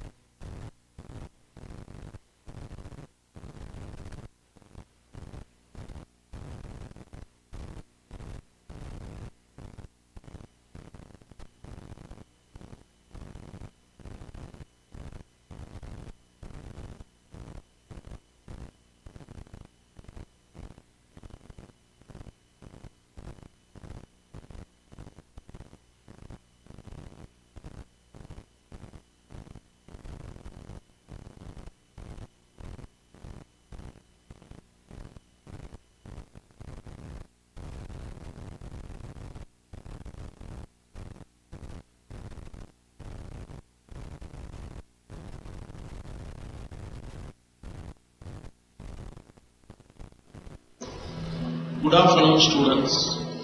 Today we are going to discuss about product design, factors affecting product design, steps involved new product design, techniques for improving product design, make or buy decisions of a product, factors influencing make or buy decisions, factors affecting plant layout and equipment selection. So the first one is product design. A good product design has following common features. An organization based on these following factors design a product. First factor is utility. So a product design must involve the utility of the product. The design should never affect the utility because the customer wants to buy the product because of its use. But when the design affects the utility, then it does not reach in the market and it doesn't achieve the target for the product. So the design should be improve the utility of the product. The product design should make product utility as per expectation of customers and provide steady performance through the product life. Also, the design should satisfy the customers' understandings and fulfill their requirements. Aesthetics. Product aesthetics is important in success of the product. The product aesthetics is dependent on market and end customer. So the aesthetics of the product should depend as per the market trends and the customer needs. Producible. So the product should be designed as per the production methods which are available in an organization. But if when the product is designed without available the machines in organization, then does not produce those products. So the design should be involved the availability of source. Product design should enable effective production of product through available production methods. Profitability. The product design should increase the profit, should maximize the profit. So the design should be involved as per the economic conditions. Product design should make economic sense as to deliver value to customer and sustainability to the organization. Differentiable. When you are designing the product, your product have differentiate with your competitors' products so that the customer can attract with your products. The design should be attract the customers and it should be differentiate with others' products. A good product design should enable product to be differentiate among its competition. This can be achieved by attractive packaging and also by providing additional service on the product. Stages of product design. Product design is a creative process which looks at all the available options and beyond. The process can be divided into 3 stages. First stage. This stage involves brainstorming, bringing ideas and analysis of customer and market feedback. So the first stage involves the idea generation for the product design based on the customer analysis and the market understanding. the idea has been generated towards the design. The customer understandings and the market analysis give the shape to the design. So it is very important factor for the product design. Second stage, idea is converted into a feasible solution to satisfy the customer expectation using available resource and technology. So here the idea got turned into the finished product or finished design.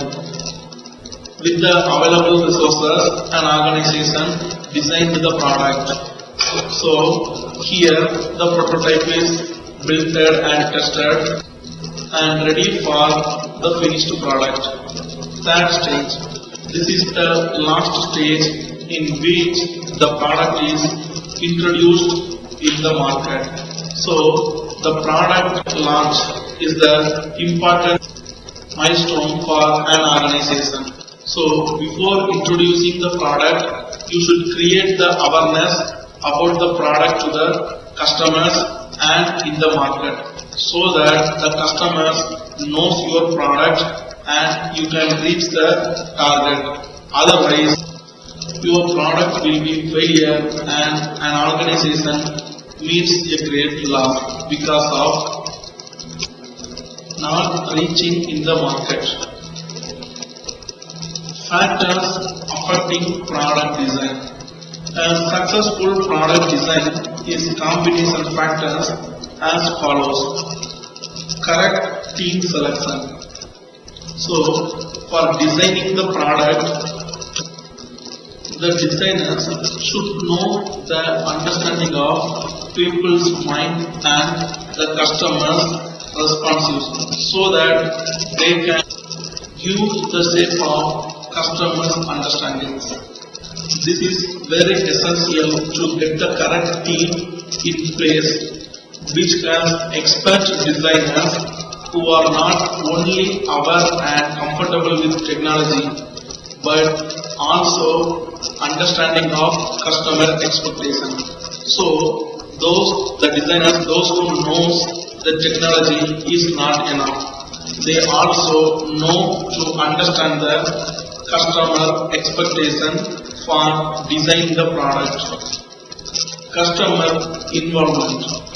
Involvement of customer in product design and testing can provide insight into the direction of the product.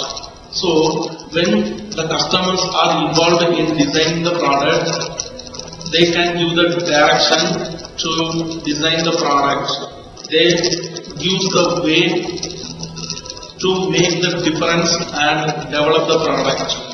So the customer involvement is important when designing a product. Prototyping and testing. Product design is high risk concept as it involves commitment of capital and manpower. Therefore, it is imperative that extensive prototyping and testing are done with customer and market. So before launching a product, a prototype is built.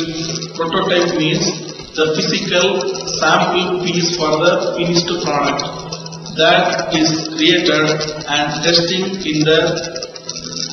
with customers and in market. That prototyping test gives in advance whether the new product will be a successful one or not. Raw material. It is essential that raw material to be used in the production meets the quality standards of the end product.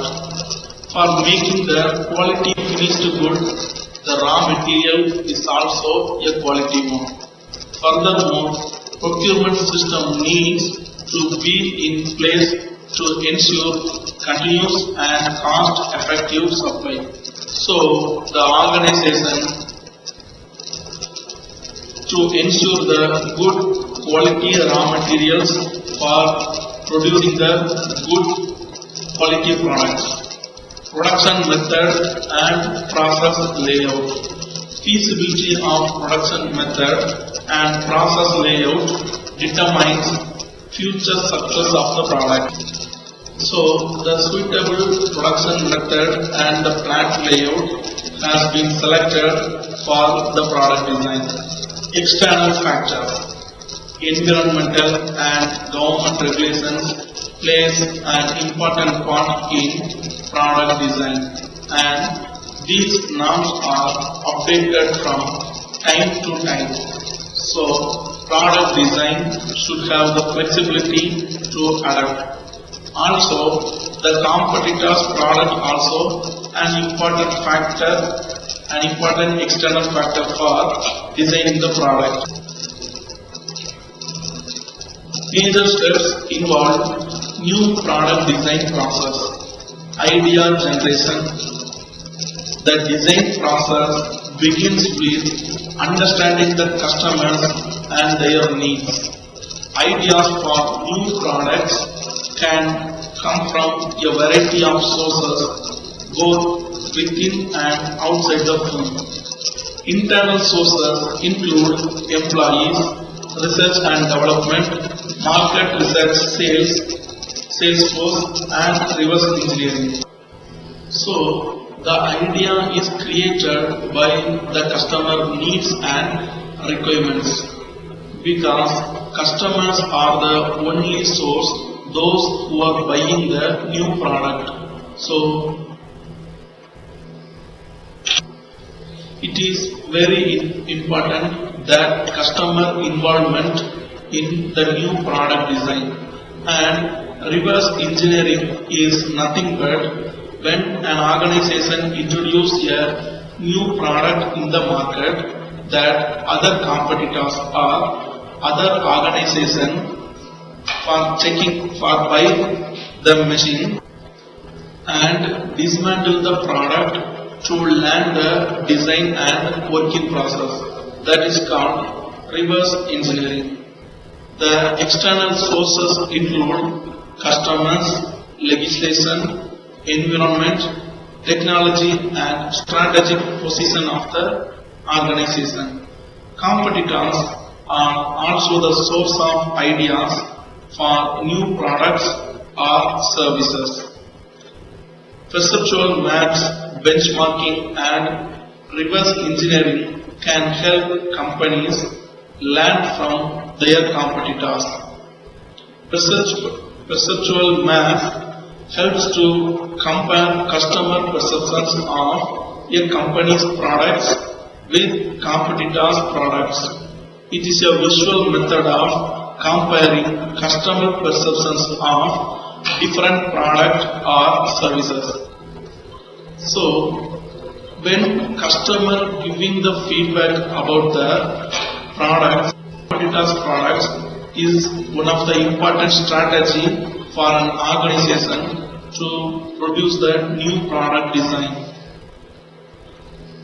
Benchmarking refers to finding the best in class product or process, measuring the performance of your product or process aid, and making recommendations for improvement based on the results.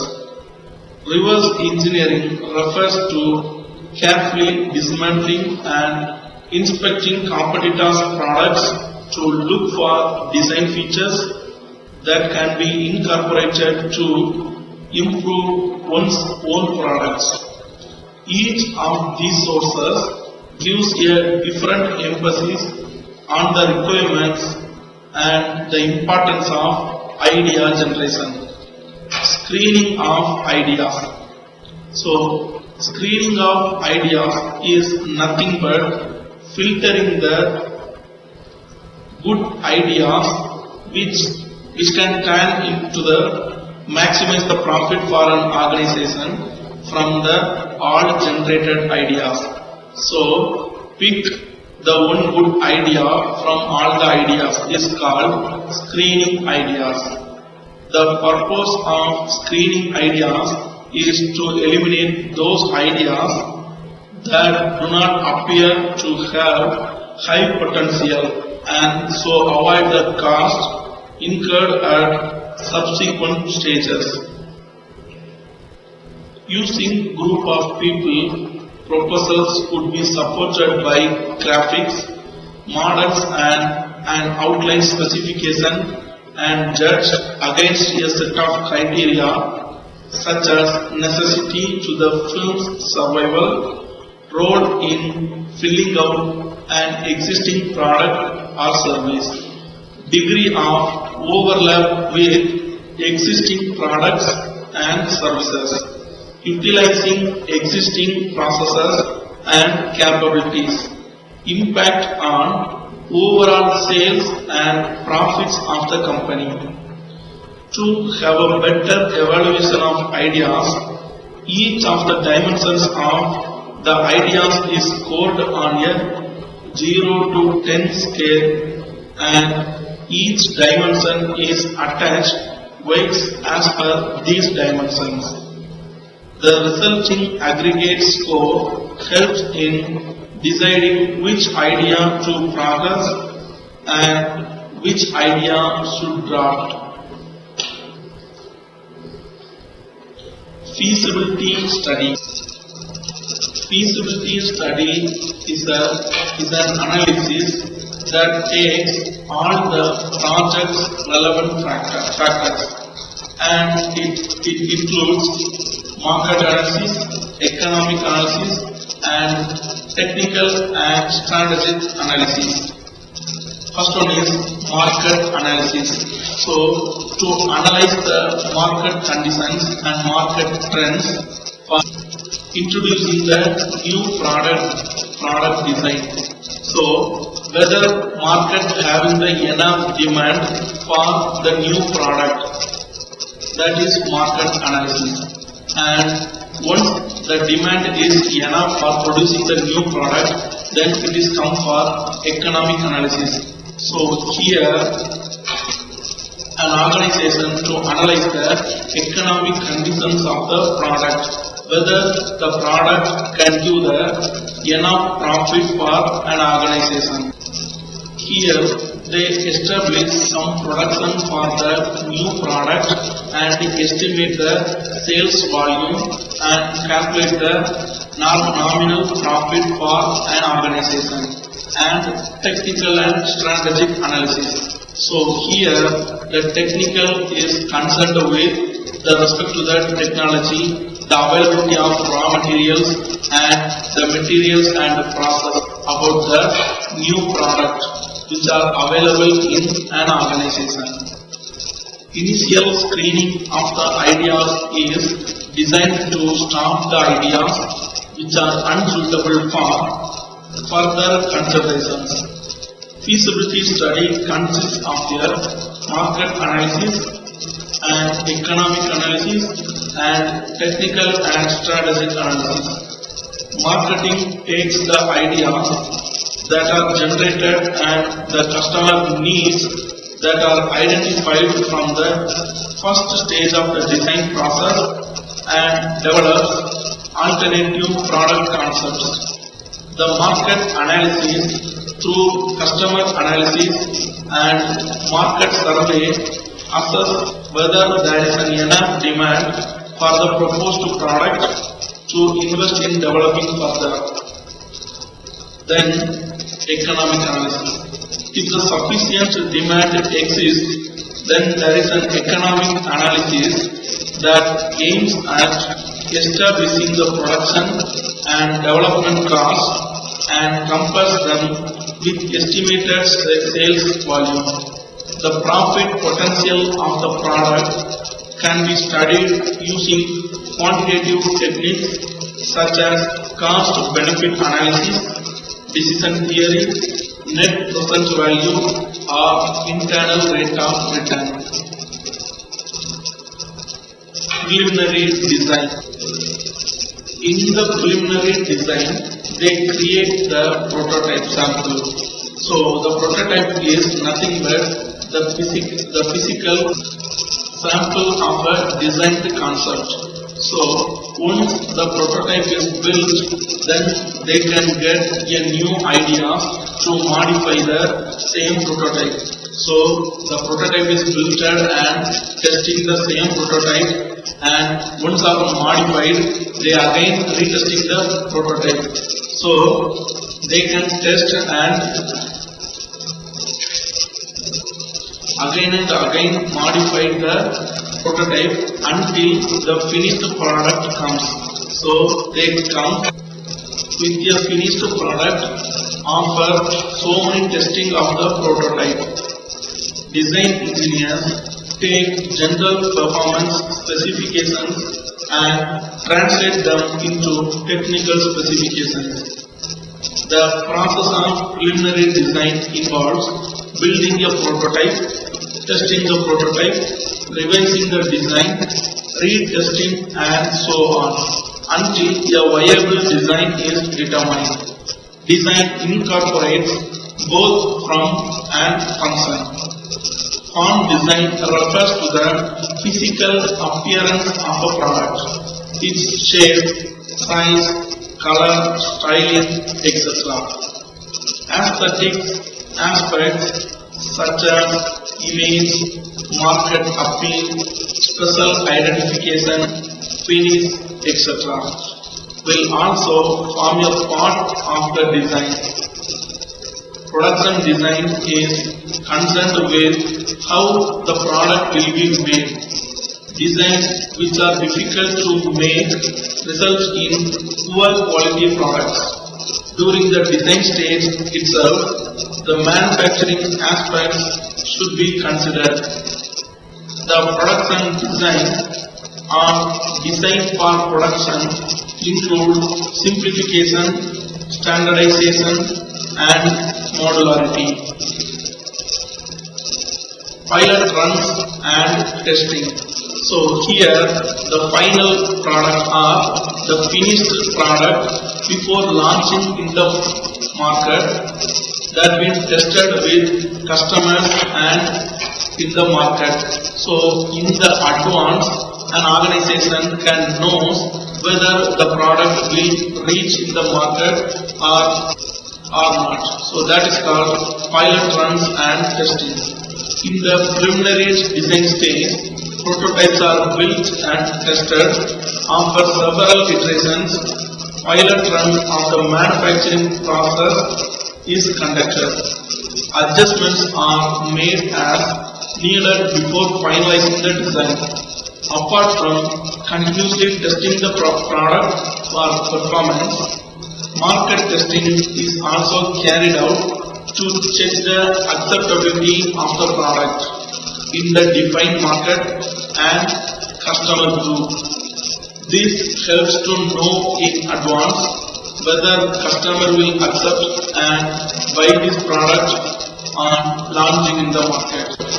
Thus, test marketing is a powerful tool. New product launch. So, after all the testing and the checking is over, the new product will be launched in the market. So, an organization must create the awareness in the customers about the product, and the marketing and advertisement for the product should carry effectively. So, without knowing the product in the customer side, the product cannot reach in the market.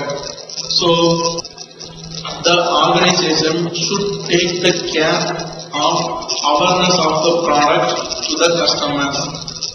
Launching a new product or service involves ramp-up production. The process has been refined and debugged, but it has yet to operate at a sustained level of production. In ramp-up, production starts at a relatively low level of volume as the organization develops confidence in its abilities to execute production consistently and marketing abilities to sell the product. The volume increases. Launching the new product or service involves coordinating the supply chain and rolling out marketing plans. Marketing and production will work in a coordinated way during this phase. Techniques for improving product design process. Many companies who are known for their creativity and innovation in product design fail to get the new products into the market. The problems associated with converting ideas into finished products may be because of poor manufacturing practices and poor design. Design decisions affect sales strategies, efficiency of manufacturing, production cost, speed of maintenance, etc. A complete restructuring of decision-making process and the participants in the decision process is essential for improvement in the design process. The over-the-wall concept of design, a series of walls between various functional areas, must be broken down and replaced with new cooperative interaction amongst the people from various functional areas. The improvement of the design process can be achieved through multifunctional design teams. The team approach to product design has proved to be more beneficial worldwide. The participants of the design team include persons from marketing, manufacturing, and engineering and purchase functions for effective design process. So, when the team has the people from marketing, manufacturing, and engineering and purchase teams, they can give the different ideas. So, when there are different kinds of different types of ideas shared, the final idea should having all the characters among those teams. So, it is very important all the teams should involve in the design. The critical success factor between success and failure of new product launches is involvement and interaction of create, make and market functions from the beginning of the design product. Marking design decisions concurrently instead of sequential decisions. Concurrent design decisions reduce time and cost of design decision. Decisions are overlapping rather than sequential. Concurrent design is an approach to design that means concurrent design process believes in cost plus prices as contrasted by cost minus pricing in concurrent design. Design for manufacturing and assembly. It is a process of designing a product so that it can be manufactured with ease and economically. It is also called design for production. So, the design for production team can lead the design team for changing the product or develop the product to improve the quality and design in the product. Designing for production is a concept by which a designer thinks about how the product will be made as the product is being designed so that potential production problems caused by design and can be resolved early in the design process. This concept believes in simplifying design and standardizing the parts and processes used.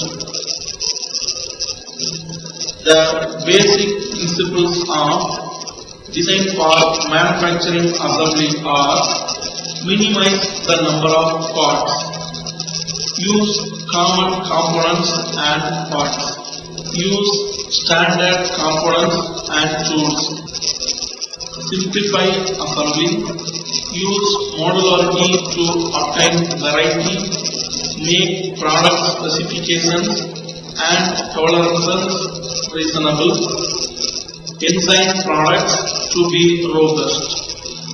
Design review. Before finalizing a design, formal procedures for analyzing possible failures and rigorously assessing the value of every part and components should be followed. The techniques such as failure mode effect and critically analysis, value engineering and fault-free analysis. FMECA is a systematic approach, which means failure mode effect and critically analysis.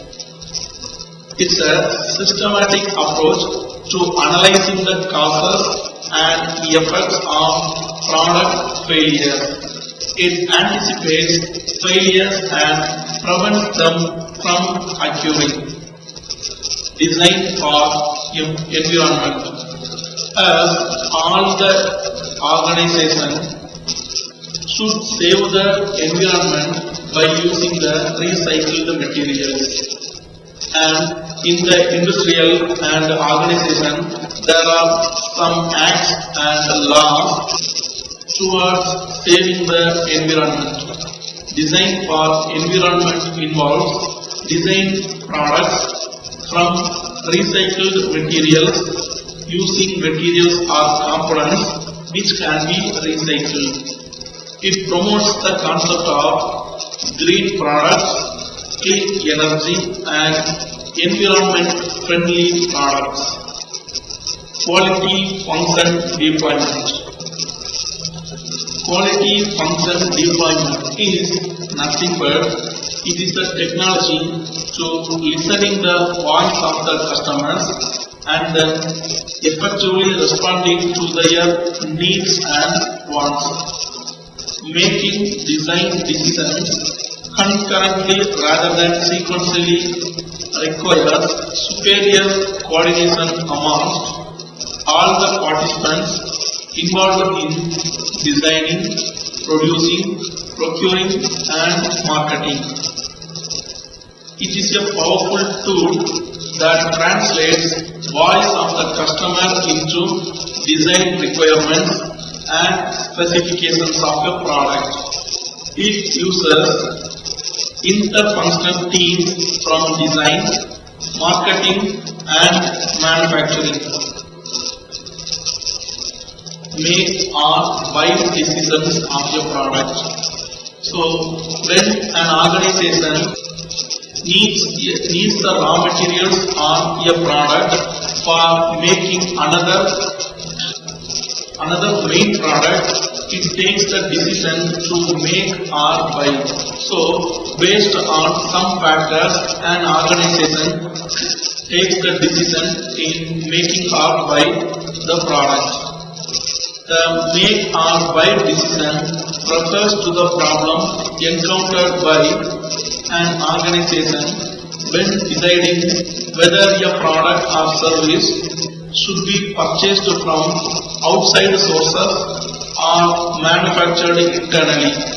Theoretically, every item which is currently purchased from an outside supplier is always a candidate for internal manufacture, and every item currently manufactured in-house is a potential candidate for purchase. The majority of the make or buy decisions are made on the basis of the price.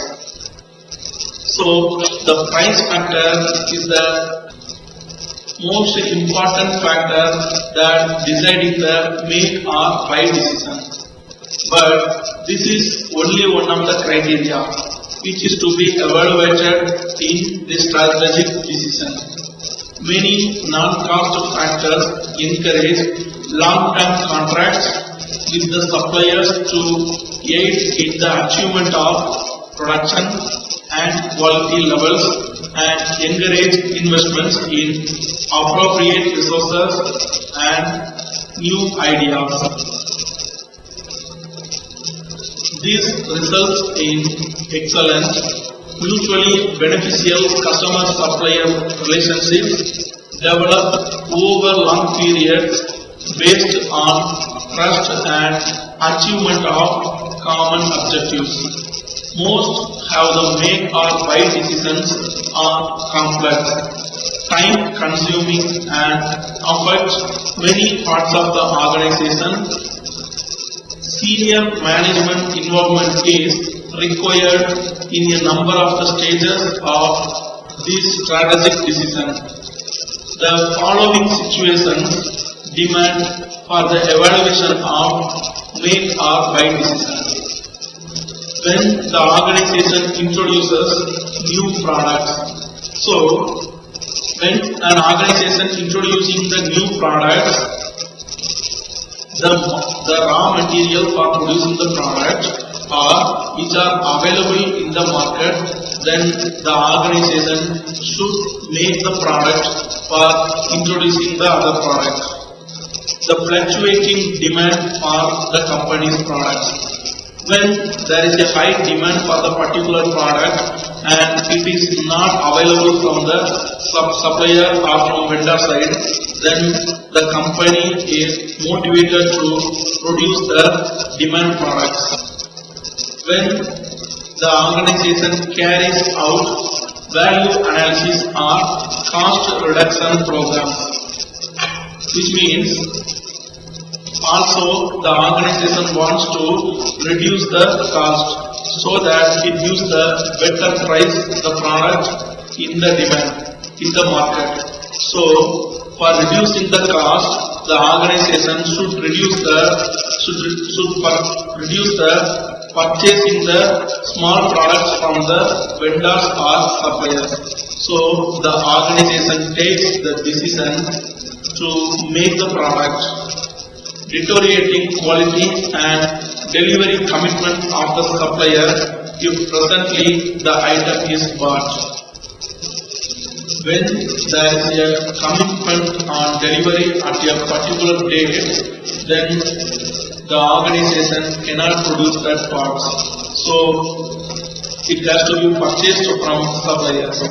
There is scarcity of funds for investment in additional plant and equipment. So for producing the product, it needs some equipment and materials, also with some technology. So scarcity of funds reduces to take the decisions in May. So the organization go for buying the products from suppliers. Factors influencing make or buy decision. Volume of production. The quantity or volume of production affects the make or buy decision to the greater extent. If the volume of production is high, it favors the make decision, and low volume favors buy decisions. Because when the volume of production is high, then an organization should spend the higher amount. So the organization makes the decision to make the product in organization itself. Cost analysis. The cost analysis refers to the determination of cost to make an item as well as the cost to buy it. The cost to make include the material cost, direct labor cost, setup and tooling up cost, depreciation, administrative overheads, interest, insurance, taxes and inventory carrying cost of raw materials and work in process. The cost to make also includes the appropriate allowances, spoilage of work or scrap, and the risk is associated with doing business. The cost to buy an item should include purchase price of the item or component, transportation cost, sales tax and ROP, procurement cost, carrying cost, receiving and incoming inspection cost. The analysis of these two costs help take decision whether to make or buy. So an organization to analyze these two costs and which is better or which gives the profit to the organization, that decision whether to make or buy. Utilization of production capacity. The organization which has created large production capacity favors the decision to make, which means when an organization have the large production capacity, which means large number of machines, large number of employers, large number of flow specifications, then an organization decided to make the products. Integration of production system. The vertical integration favors the make decision, whereas horizontal integration favors buy decision. Availability of manpower.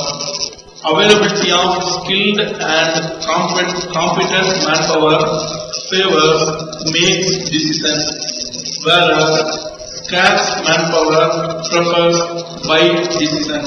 So when an organization having the large number of manpower, it also takes the decision to make the product. Secrecy or protection of patent right. This condition favors the make decision.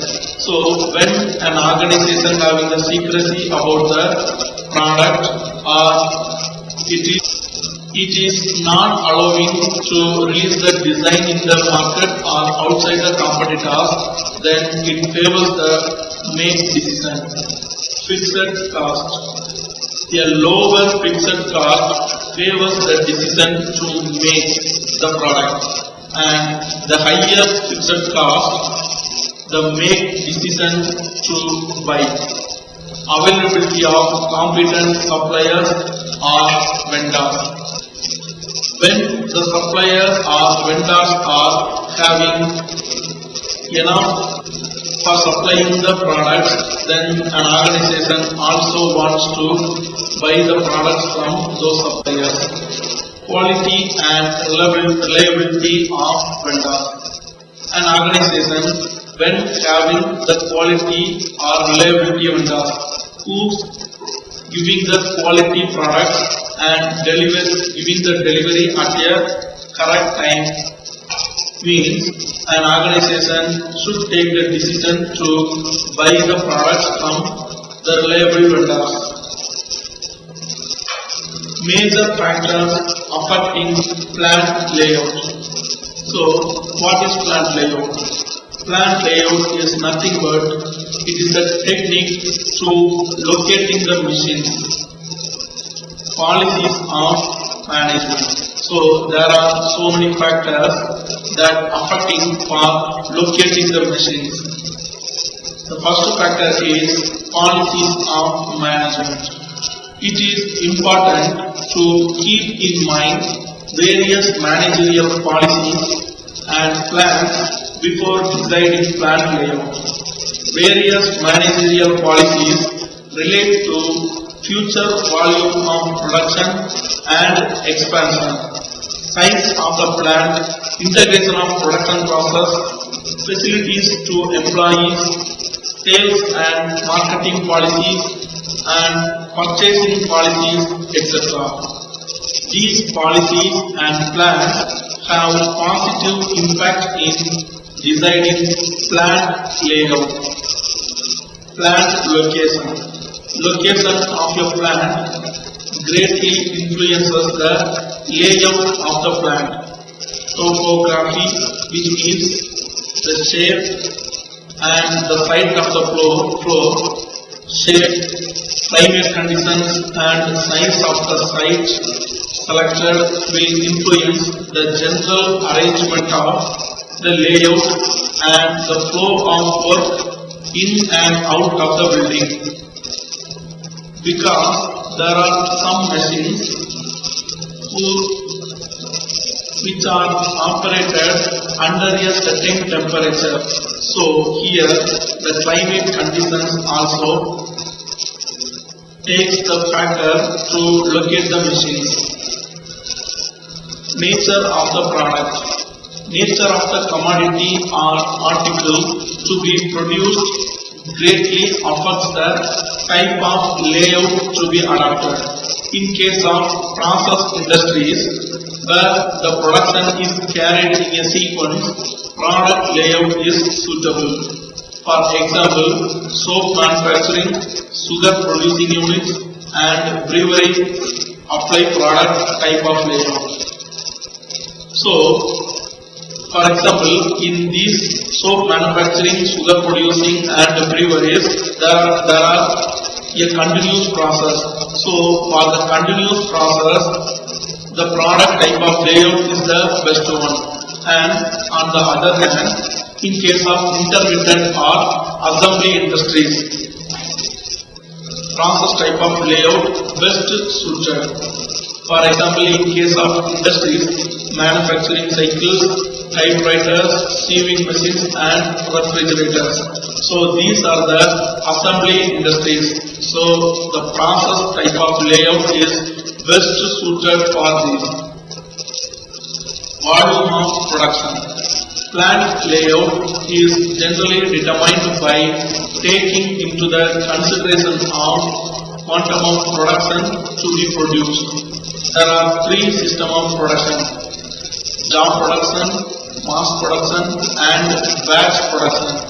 So in the job production, the same team complete the full job, and here the process is started once the order is received. So the examples for job production is ship building and dam and bridge construction and books printing. Under this method peculiar, special or non-standardized products are produced in accordance with the orders received from the customers. As each product is non-standardized, varying in size and nature, it requires separate job for production. The machines and equipments are adjusted in such a manner so as to suit the requirements of a particular job. Mass production. This method involves a continuous production of standardized products on large scale. Under this method, production remains continuous in anticipation of future demand. Standardization is the basis of mass production. Standardized products are produced under this method by using standardized materials and equipment. Batch production. So here in the batch production, it has the number of operations, and the number of operations performed are operated by the number of teams. So once the operation is finished and it passed into other operation. So it is a continuous process until the finished product is created. It is that form of production where identical products are produced in batches on the basis of demand of customers or of expected demand for products. This method is generally similar to job production except the quality of production. Availability of floor space. Availability of floor space can be other decisive factor in adopting a particular mode of layout. If there is a scarcity of space, product layout may be undertaken, and on the other hand, more space may lead to the adoption of process layout. Nature of manufacturing process. The type of manufacturing process undertaken by a business enterprise will greatly affect the type of layout to be undertaken. A brief mention of various processes is given as under synthetic process. So, in this process, two or more materials are mixed to get a product. For example, manufacturing of cement, limestone and clay are mixed to making the cement. Analytical process. This is just the reverse of synthetic process. So, under this method, the different products are extracted from one material. So, different products comes from one material. For example, crude oil. From the crude oil, we separated the petroleum, gas, kerosene and coal tar are extracted. Conditioning process. Under this process, the original raw material is given the shape of different products and nothing is added to it. Jute is an important example of this kind. So, without adding anything, jute is given a different form to use. Extractive process.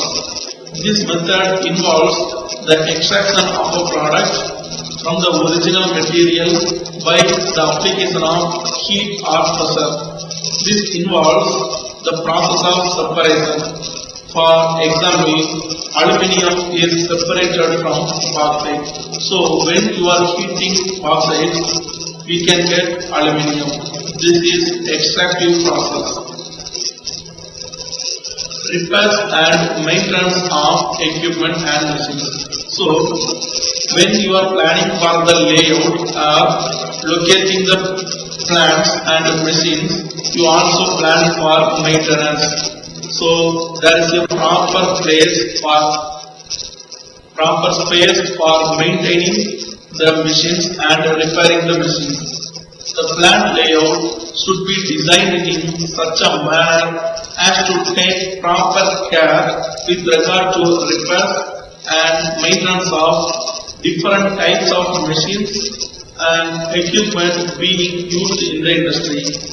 The machines should not be installed so closely that it may create the problems of their maintenance and repair.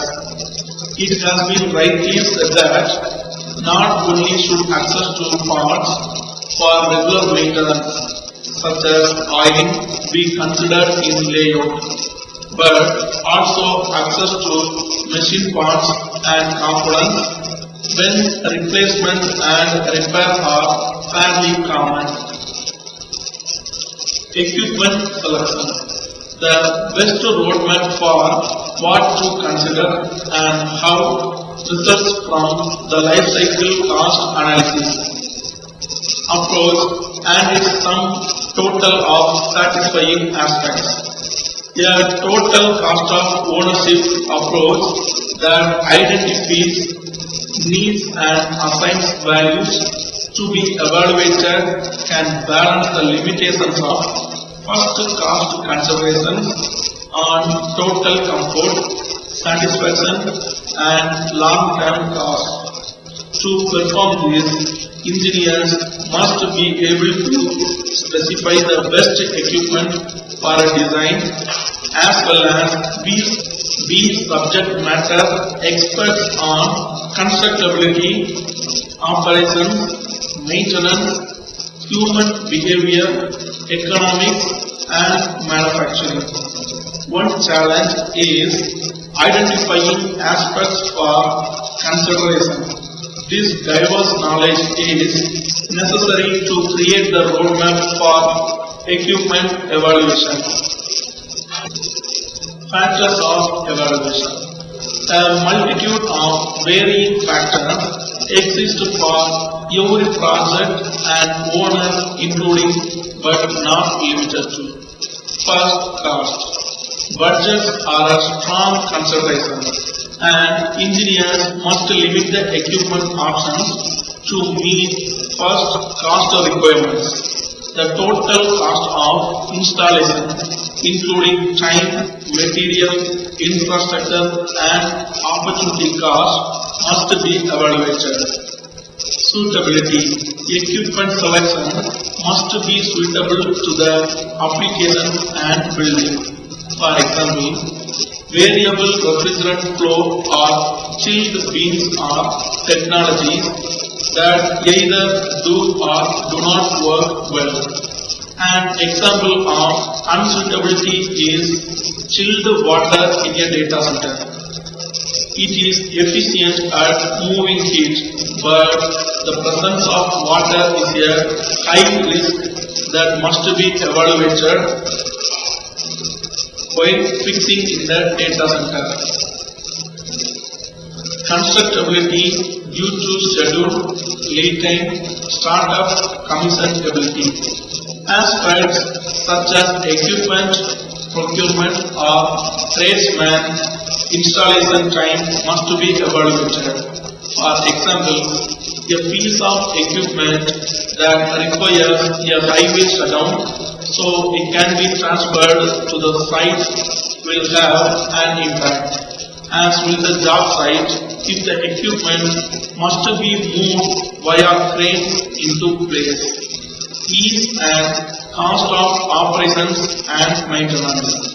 Do the evaluated equipment selection aspects account for how preventive maintenance technicians will access the equipment? How accessible are the filters? Does special attention need to be placed on the design of the strainer location? If the reversing valve fails in here, then how dire will the beneficial space to be replaced? Total cost of ownership. This entails first cost and all other major fixed and variable costs associated with the lifetime of the equipment that evaluated at net present value against alternatives for selection. Then experience and reputation of the equipment manufacturer. This aspect examines the potential of sourcing partners for equipment. Engineers, owners, and contractors have referred partners. These manufacturers have gained favor through positive experiences. Impact on other building design elements. Engineers refer to this as coordination, or developing a method of evaluating the coordination with mechanical, electrical, plumbing, and other system design and installation. Engineers evaluate the risk of change orders, time delays, and other impacts in equipment selection that must be foreseen. Noise criteria. This is the key aspect to be evaluated.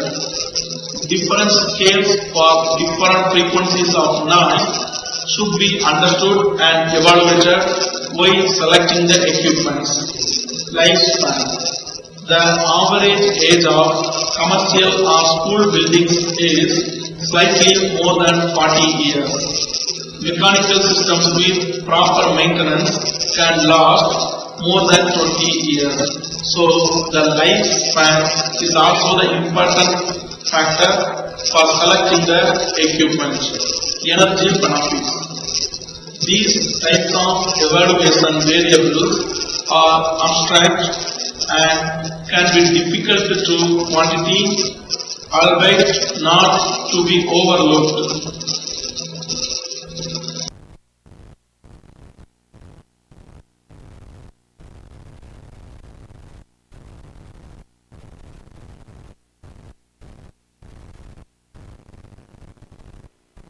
Good afternoon, students. Today we are going to discuss about sampling and data collection, sampling, types of sampling, data collection, primary and secondary data, sources, advantages and limitations, methods of data collection, observations, survey, interview and questionnaire design. First is sampling. So, what is sampling? Sampling is a statistical analysis. It refers to take the group of people from the larger population for measurement purpose. Sampling is concerned with the selection of a subset of individuals from within a statistical population to estimate characteristics of the whole population. Two advantages of sampling are that the cost is lower and data collection is faster than measuring the entire population. A sample design is a definite plan for obtaining a sample from a given population. So the factors are population, sampling, sample size, sample frame and sample technique in sampling. Population. The population is a group that is studied by researcher and this is the source of researcher. Sampling. The process of selecting a part of population. So, a part of population is selected from the group of larger population. Sample. The selected part of the population. So, the selected group of the population is called sample. Sample size. The number of people in the selected sample. Sample frame. The list of individual or people included in the sample is called sample frame. Sample technique. It refers to the technique or procedures used to select members of the sample. There are two types of sampling. Probability sampling and non-probability sampling. Merits of sampling. It saves time. Sampling method of data collection saves time because fewer items are collected and processed. When the results are urgently required, this method is very helpful. So, for giving the result of larger population, we just selected a group of population and investigated for the information. So, it saves time and the labor's working hours also. So, when the results are required immediately, this method is suitable. It reduces cost. Since only a few and selected items are studied in sampling, there is reduction in cost of money and reduction in terms of man hours. More reliable results can be obtained. Through sampling, more reliable results can be obtained because there are fewer chances of sampling statistical errors. If there is sampling error, it is possible to estimate and control the results. Highly experienced and trained persons can be employed for scientific processing and analyzing of relatively limited data, and they can use their high technical knowledge and get more accurate and reliable results. It provides more detailed information. As it saves time, money and labor, more detailed information can be collected in a sample survey, and it gives a variety of information in sampling. Sometimes only sampling method to depend upon. Sometimes it so happens that one has to depend upon sampling method alone, because if the population under study is finite, sampling method is the only method to be used. For example, if someone's blood has to be examined, it will become fatal to take all the blood out from the body and study depending upon the total enumeration method. Administrative convenience. The organization and administration of sample survey are easy for the reasons which have been discussed earlier. More scientific. Since the methods used to collect data are based on scientific theory and results obtained can be tested, sampling is a more scientific method of collecting data. Demerits of sampling.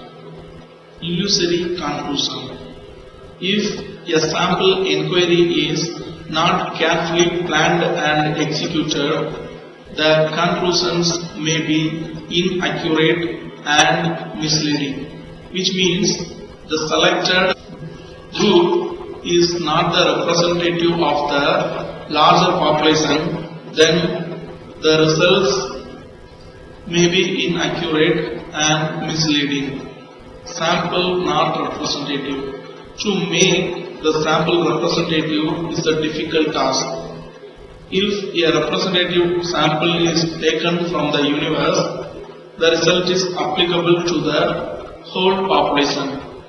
If the sample is not representative of the universe, the result may be false and misleading.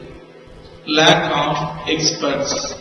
As there are lack of experts to plan and conduct a sample survey, its execution and analysis and its results would be unsatisfactory and not trustworthy. Sometimes more difficult than census method. Sometimes the sampling plan may be complicated and requires more money, labor and time than a census method. Personal bias. There may be personal biases and prejudices with regard to the choice of technique and drawing of sampling units. So, the sampling units sometimes is not giving the precise information and accurate data. Choice of sample size. If the size of the sample is not appropriate, then it may lead to untrue characteristics of the population. Conditions of complete coverage.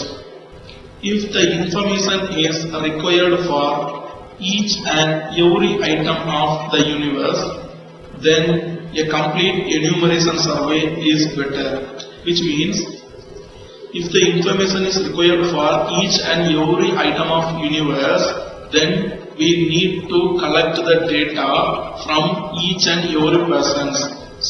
That time the sampling is not the suitable one. Essentials of sampling.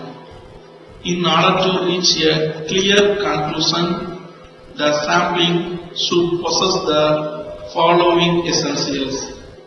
It must be representative. The selected sample or the group must be representative for the larger population. The sample selected should possess the similar characteristics of the original universe from which it has been drawn. Homogeneity. Selected samples from the universe should have similar nature and should not have any difference when compared with the universe. So, the selected sample gives the unity characters when comparing with the other larger populations. Adequate samples. In order to have a more reliable and representative result, a good number of items are to be included in the sample, which means to select the highest number of samples in the population. Optimization.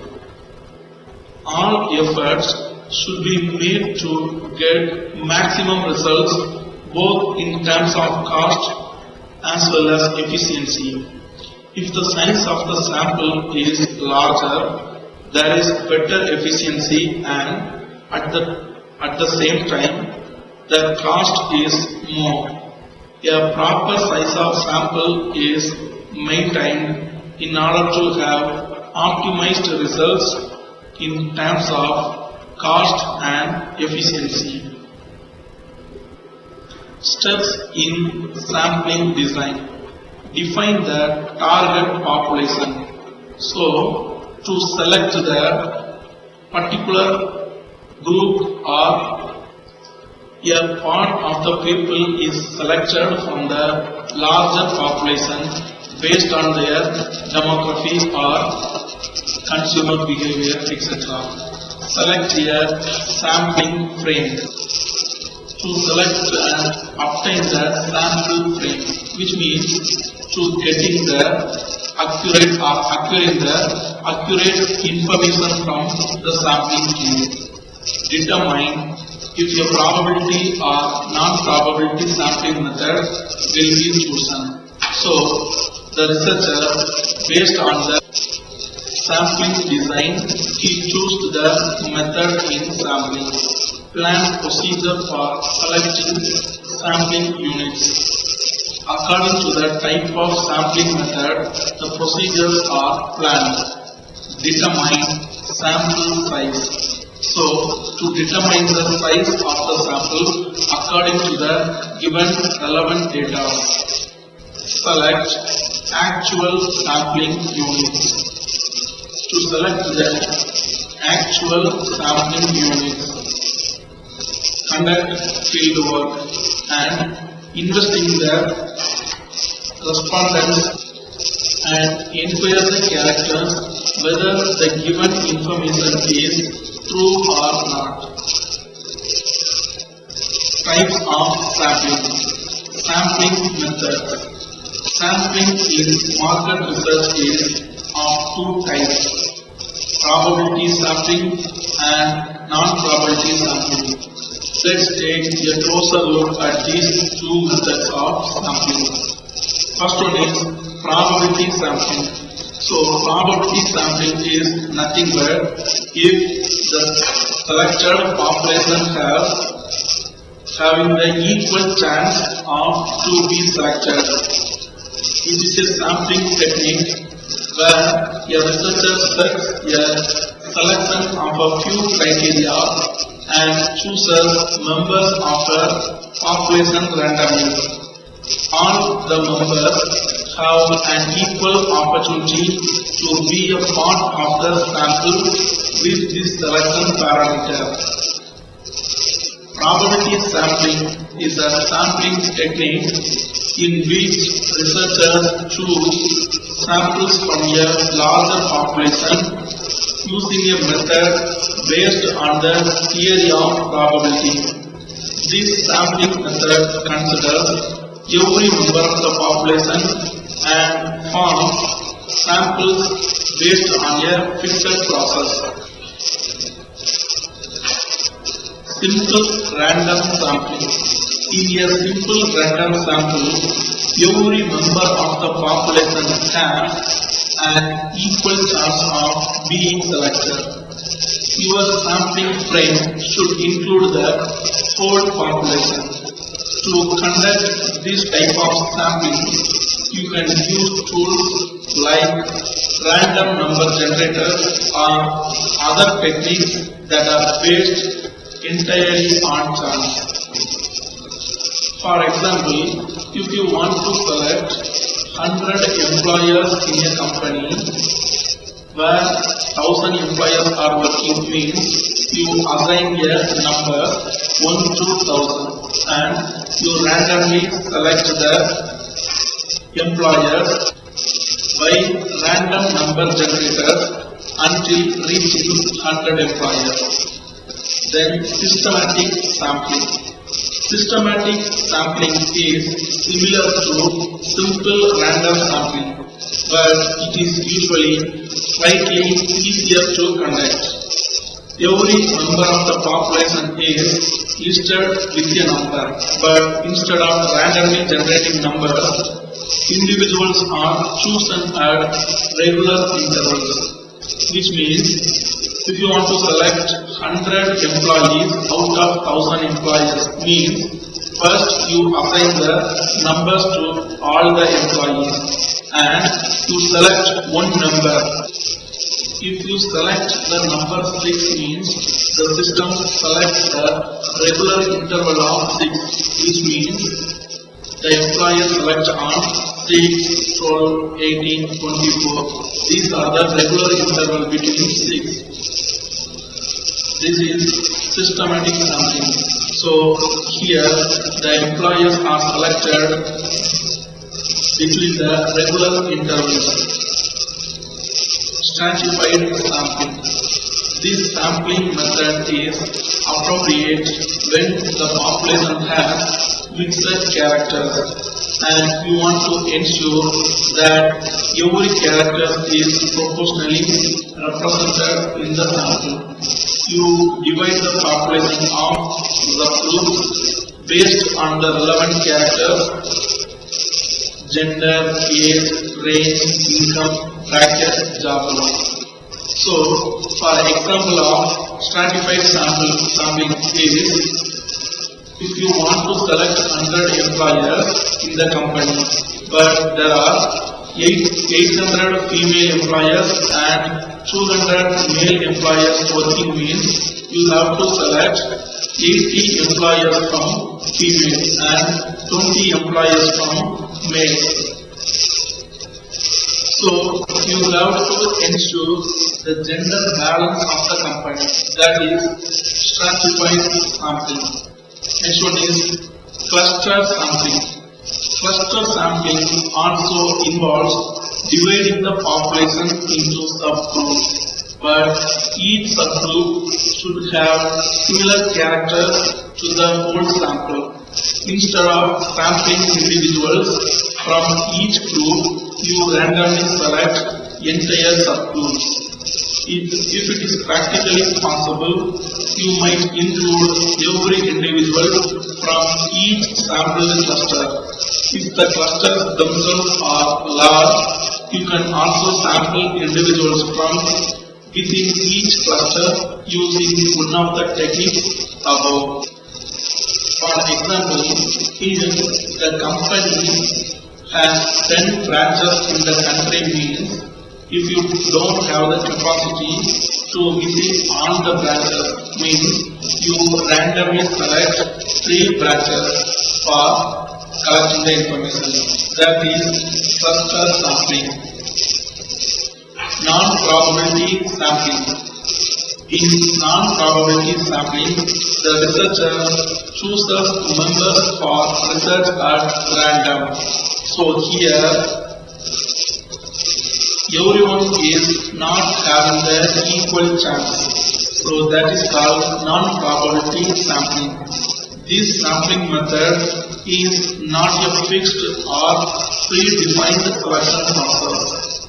This makes it difficult for all elements of the population to have equal opportunities to be included in a sample. In a non-probability sample, individuals are selected based on non-random criteria, and not every individual has a chance of being included. This type of sample is easier and cheaper to access, but it has a higher risk of sampling bias, and you cannot use it to make valid statistical inferences about the whole population. Non-probability sampling techniques are often appropriate for exploratory and qualitative research. In this type of research, the aim is not to test a hypothesis about a broad population, but to develop an initial understanding of a small or under-researched population. Convenience sampling. A convenience sample simply includes the individuals who happen to be most accessible to the researcher. So, in the convenience sampling, the researcher selects the samples which are easy to access. So, based on the researcher's convenience, the samples are selected. That is convenience sampling. This is an easy and inexpensive way to gather initial data, but there is no way to tell if the sample is representative of the population, so it cannot produce generalizable results, because the collected information are only based on the researcher's convenience. So we cannot ensure that the collected information or the collected samples are the representative of the large population. Voluntary response sampling. Similar to a convenience sample, a voluntary response sample is mainly based on ease of access. Instead of the researcher choosing participants and directly contact them, people volunteer themselves by responding to a public online survey.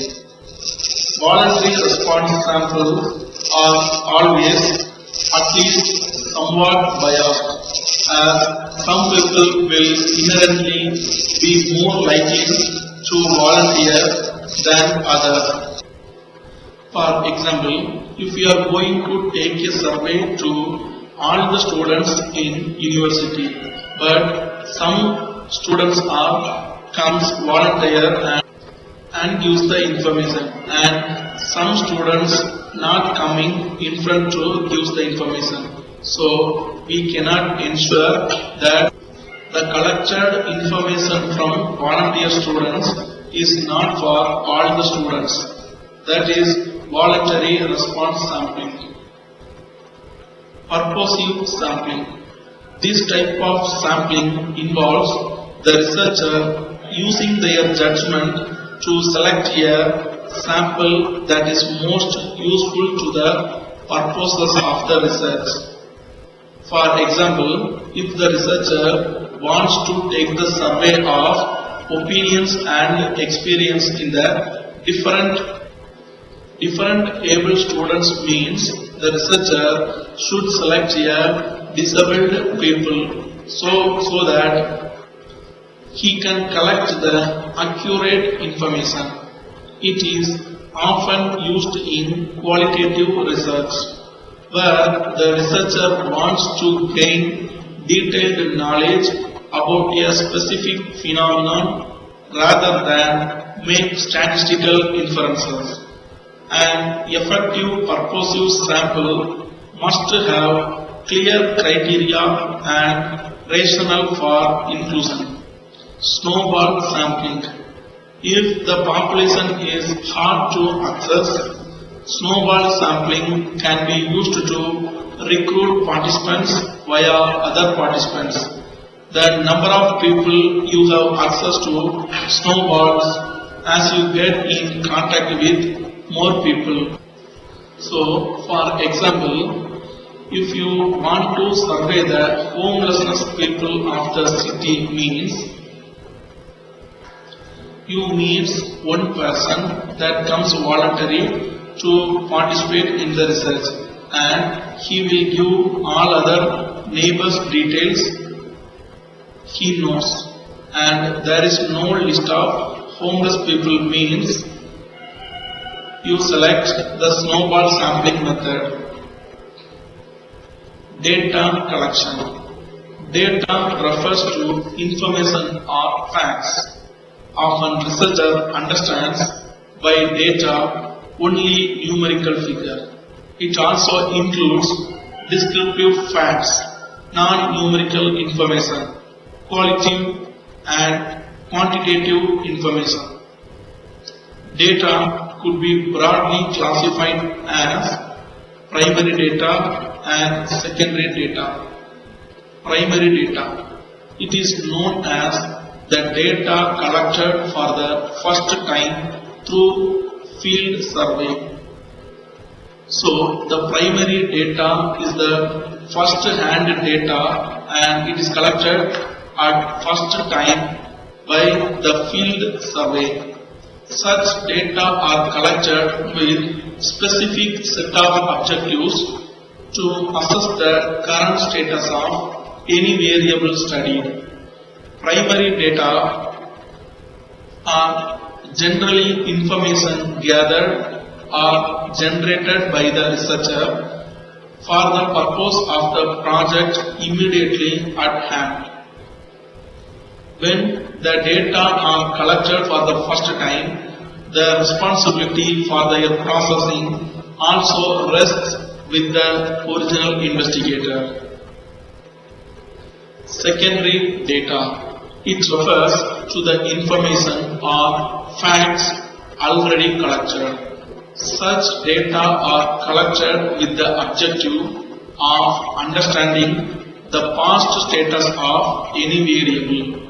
Secondary data can be obtained internally within the firm or external from one or more outside agencies. So, the secondary data is collected from the already available resources. Secondary data are those which have been collected by some other persons for his purpose and published. They are usually in the shape of finished products. Advantages of primary data. It provides a first-hand account of the situation. We can observe the phenomenon as it takes place. The information is more reliable as the investigator collects the data himself. He can take all precautions to ensure their reliability. These are the logical starting point for research in several disciplines. Primary data are the only way of finding out opinions, personal qualities, attitudes, etc. Disadvantages of primary data. Collecting primary data is expensive in terms of both time and money. There is a greater scope for researcher bias creeping in unless the research investigator is fair to the respondent and methods of data collection, the result of the study will not be reliable. Sample selection is yet another problem. Methods of collecting primary data. Questionnaire. In this method, to pre-printed list of questions arranged in sequence is used to elicit response from the informant. So, for collecting the primary data, questionnaire is also one of the method. This is the set of questions. So, in the questionnaire method, the questions are already arranged in advance. interview. This is a method in which the investigator and the respondent meet and questions are raised and answered, and those are recorded. This method is adopted when personal opinion or viewpoint are to be gathered as a part of data. Observation. A method which requires familiarity and experience. In this method, the observer applies his sense organs to note down whatever that he could observe in the field and relate these data to explain some phenomena. Feedback. In the case of some of the consumer goods, the supplier or the manufacturer send the product along with a prepaid reply cover in which questions on the product and its usage are raised, and the customer is required to fill it up and send. So, in the feedback collection data, the manufacturer or the supplier send the product along with the questions. So the customer filled up and resend the feedback data. Sales force opinion.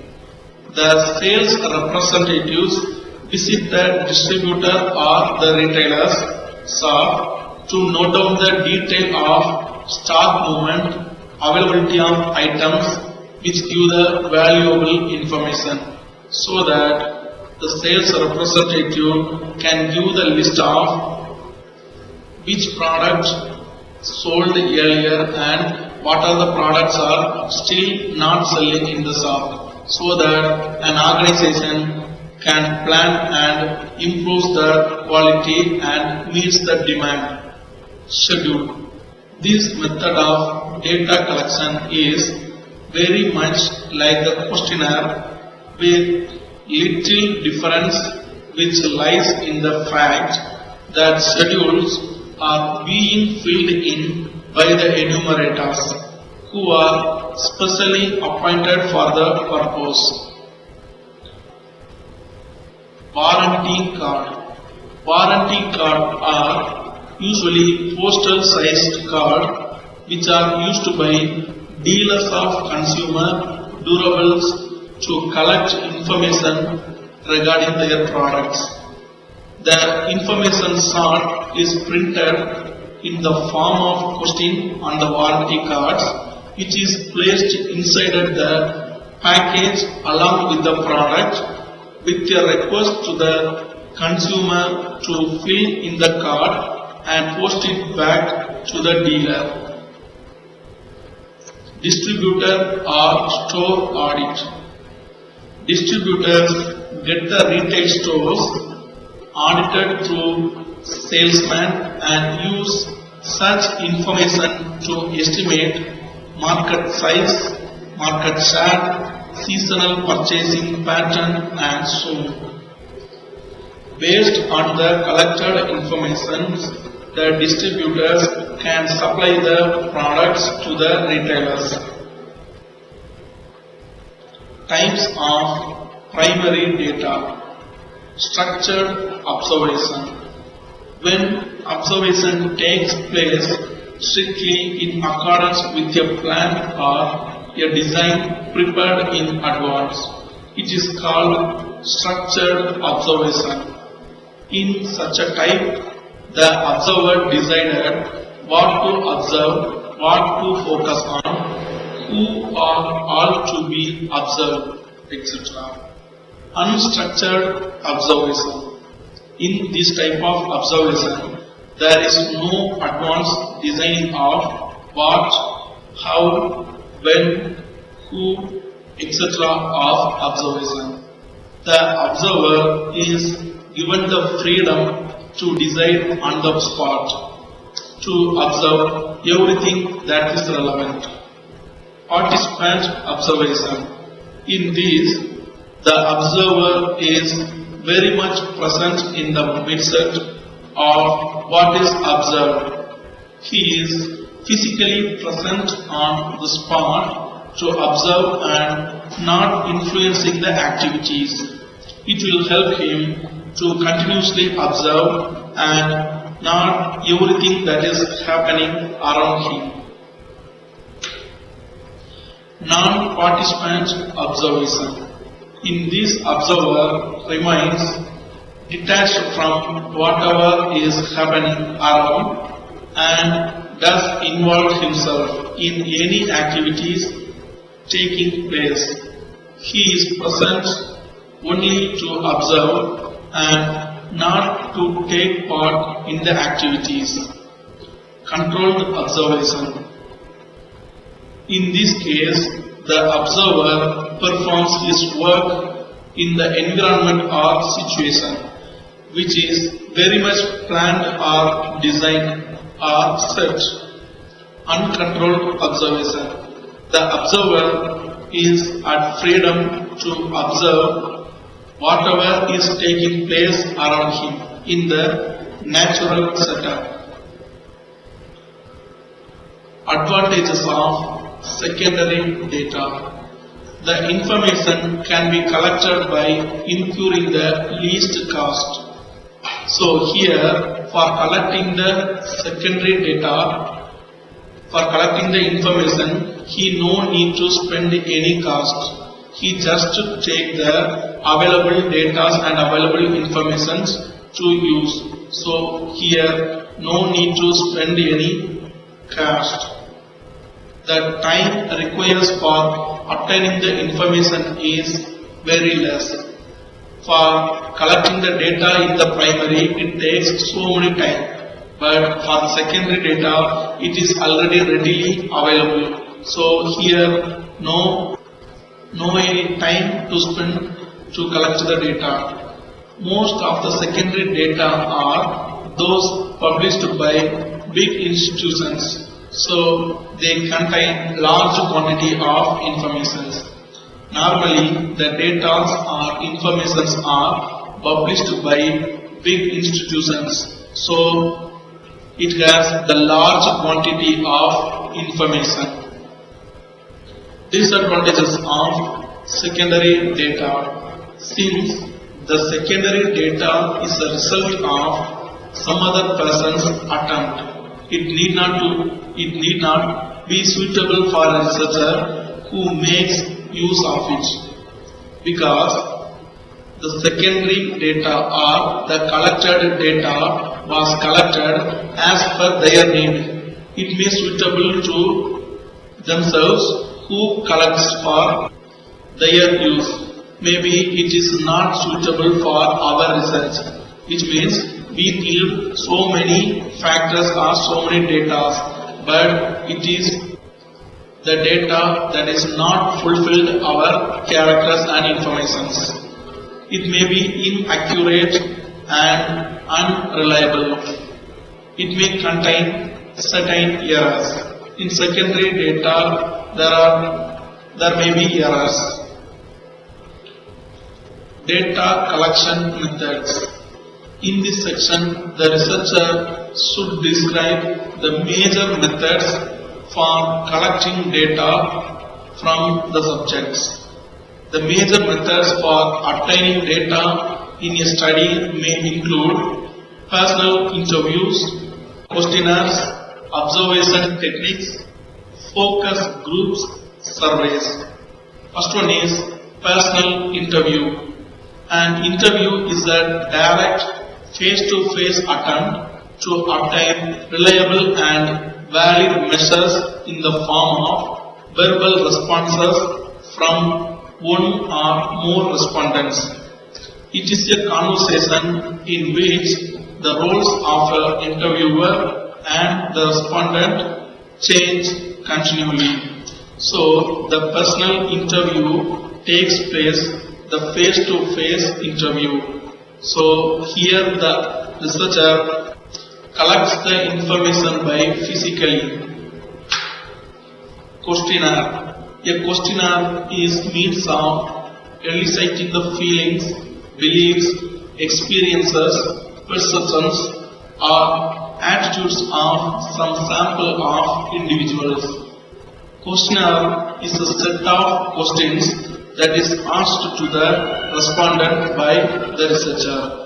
As a data collecting instrument, it could be structured or unstructured. Direct observation. Direct observation is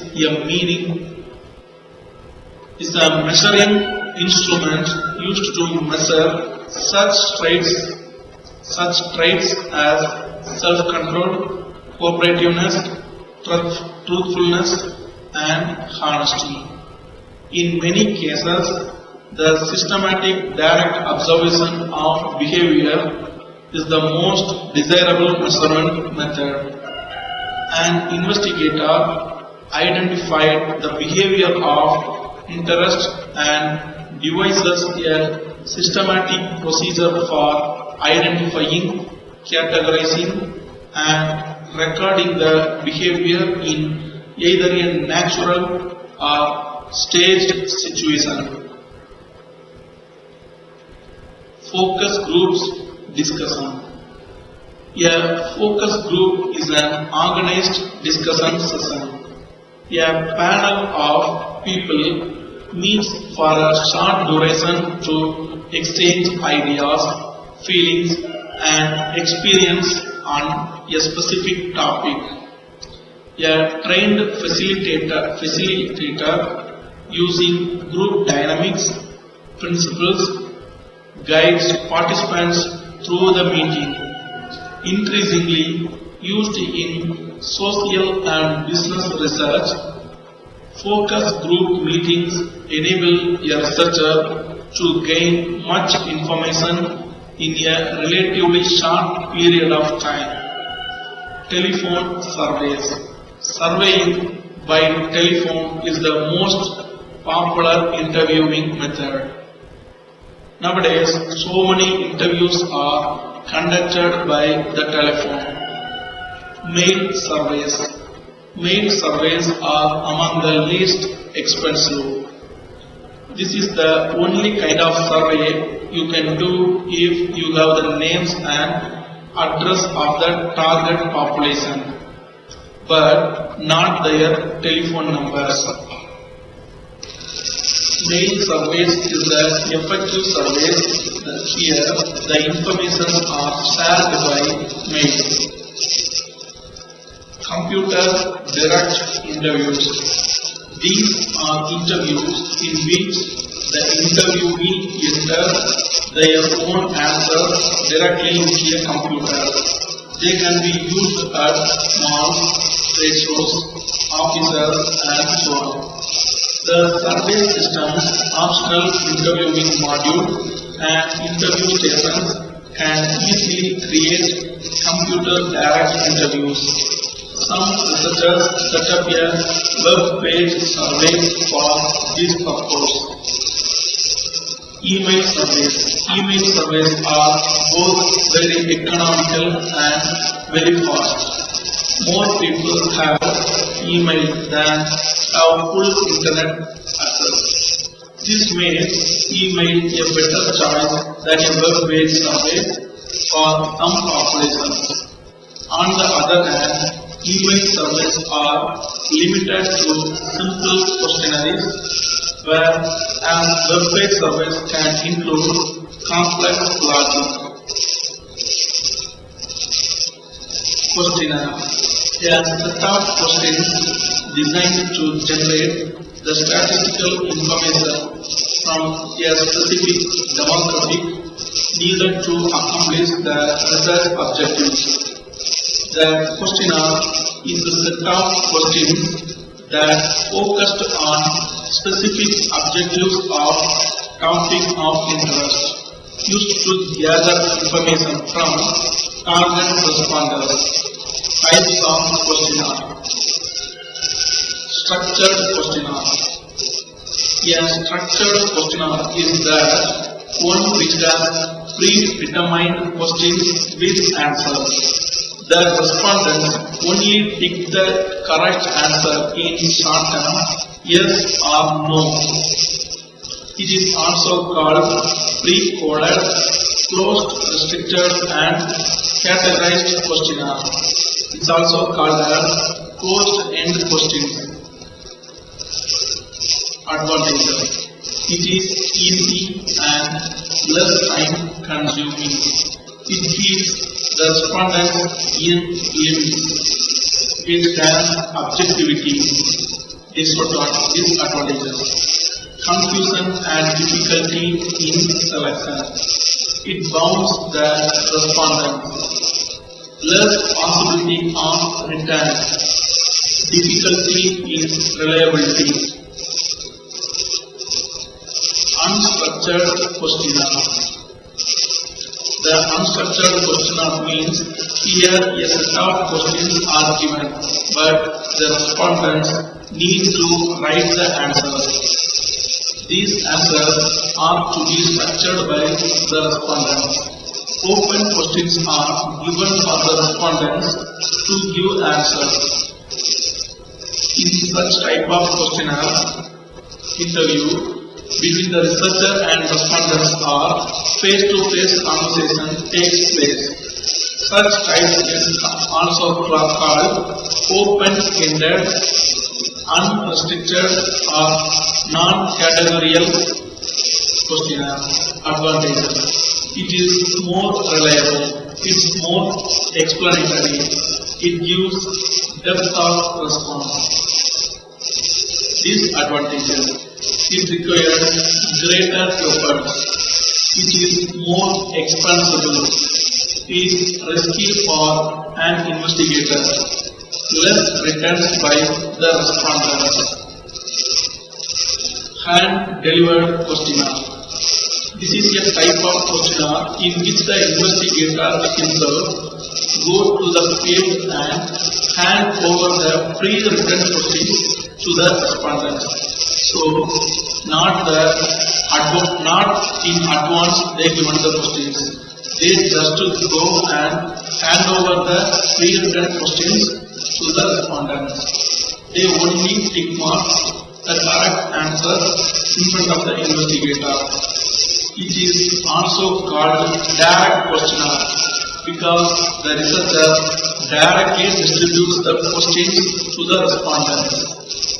Advantages. The researcher has close contact with the respondents. Difficult questions are explained by the researcher to the respondents. He explains the purpose of the study.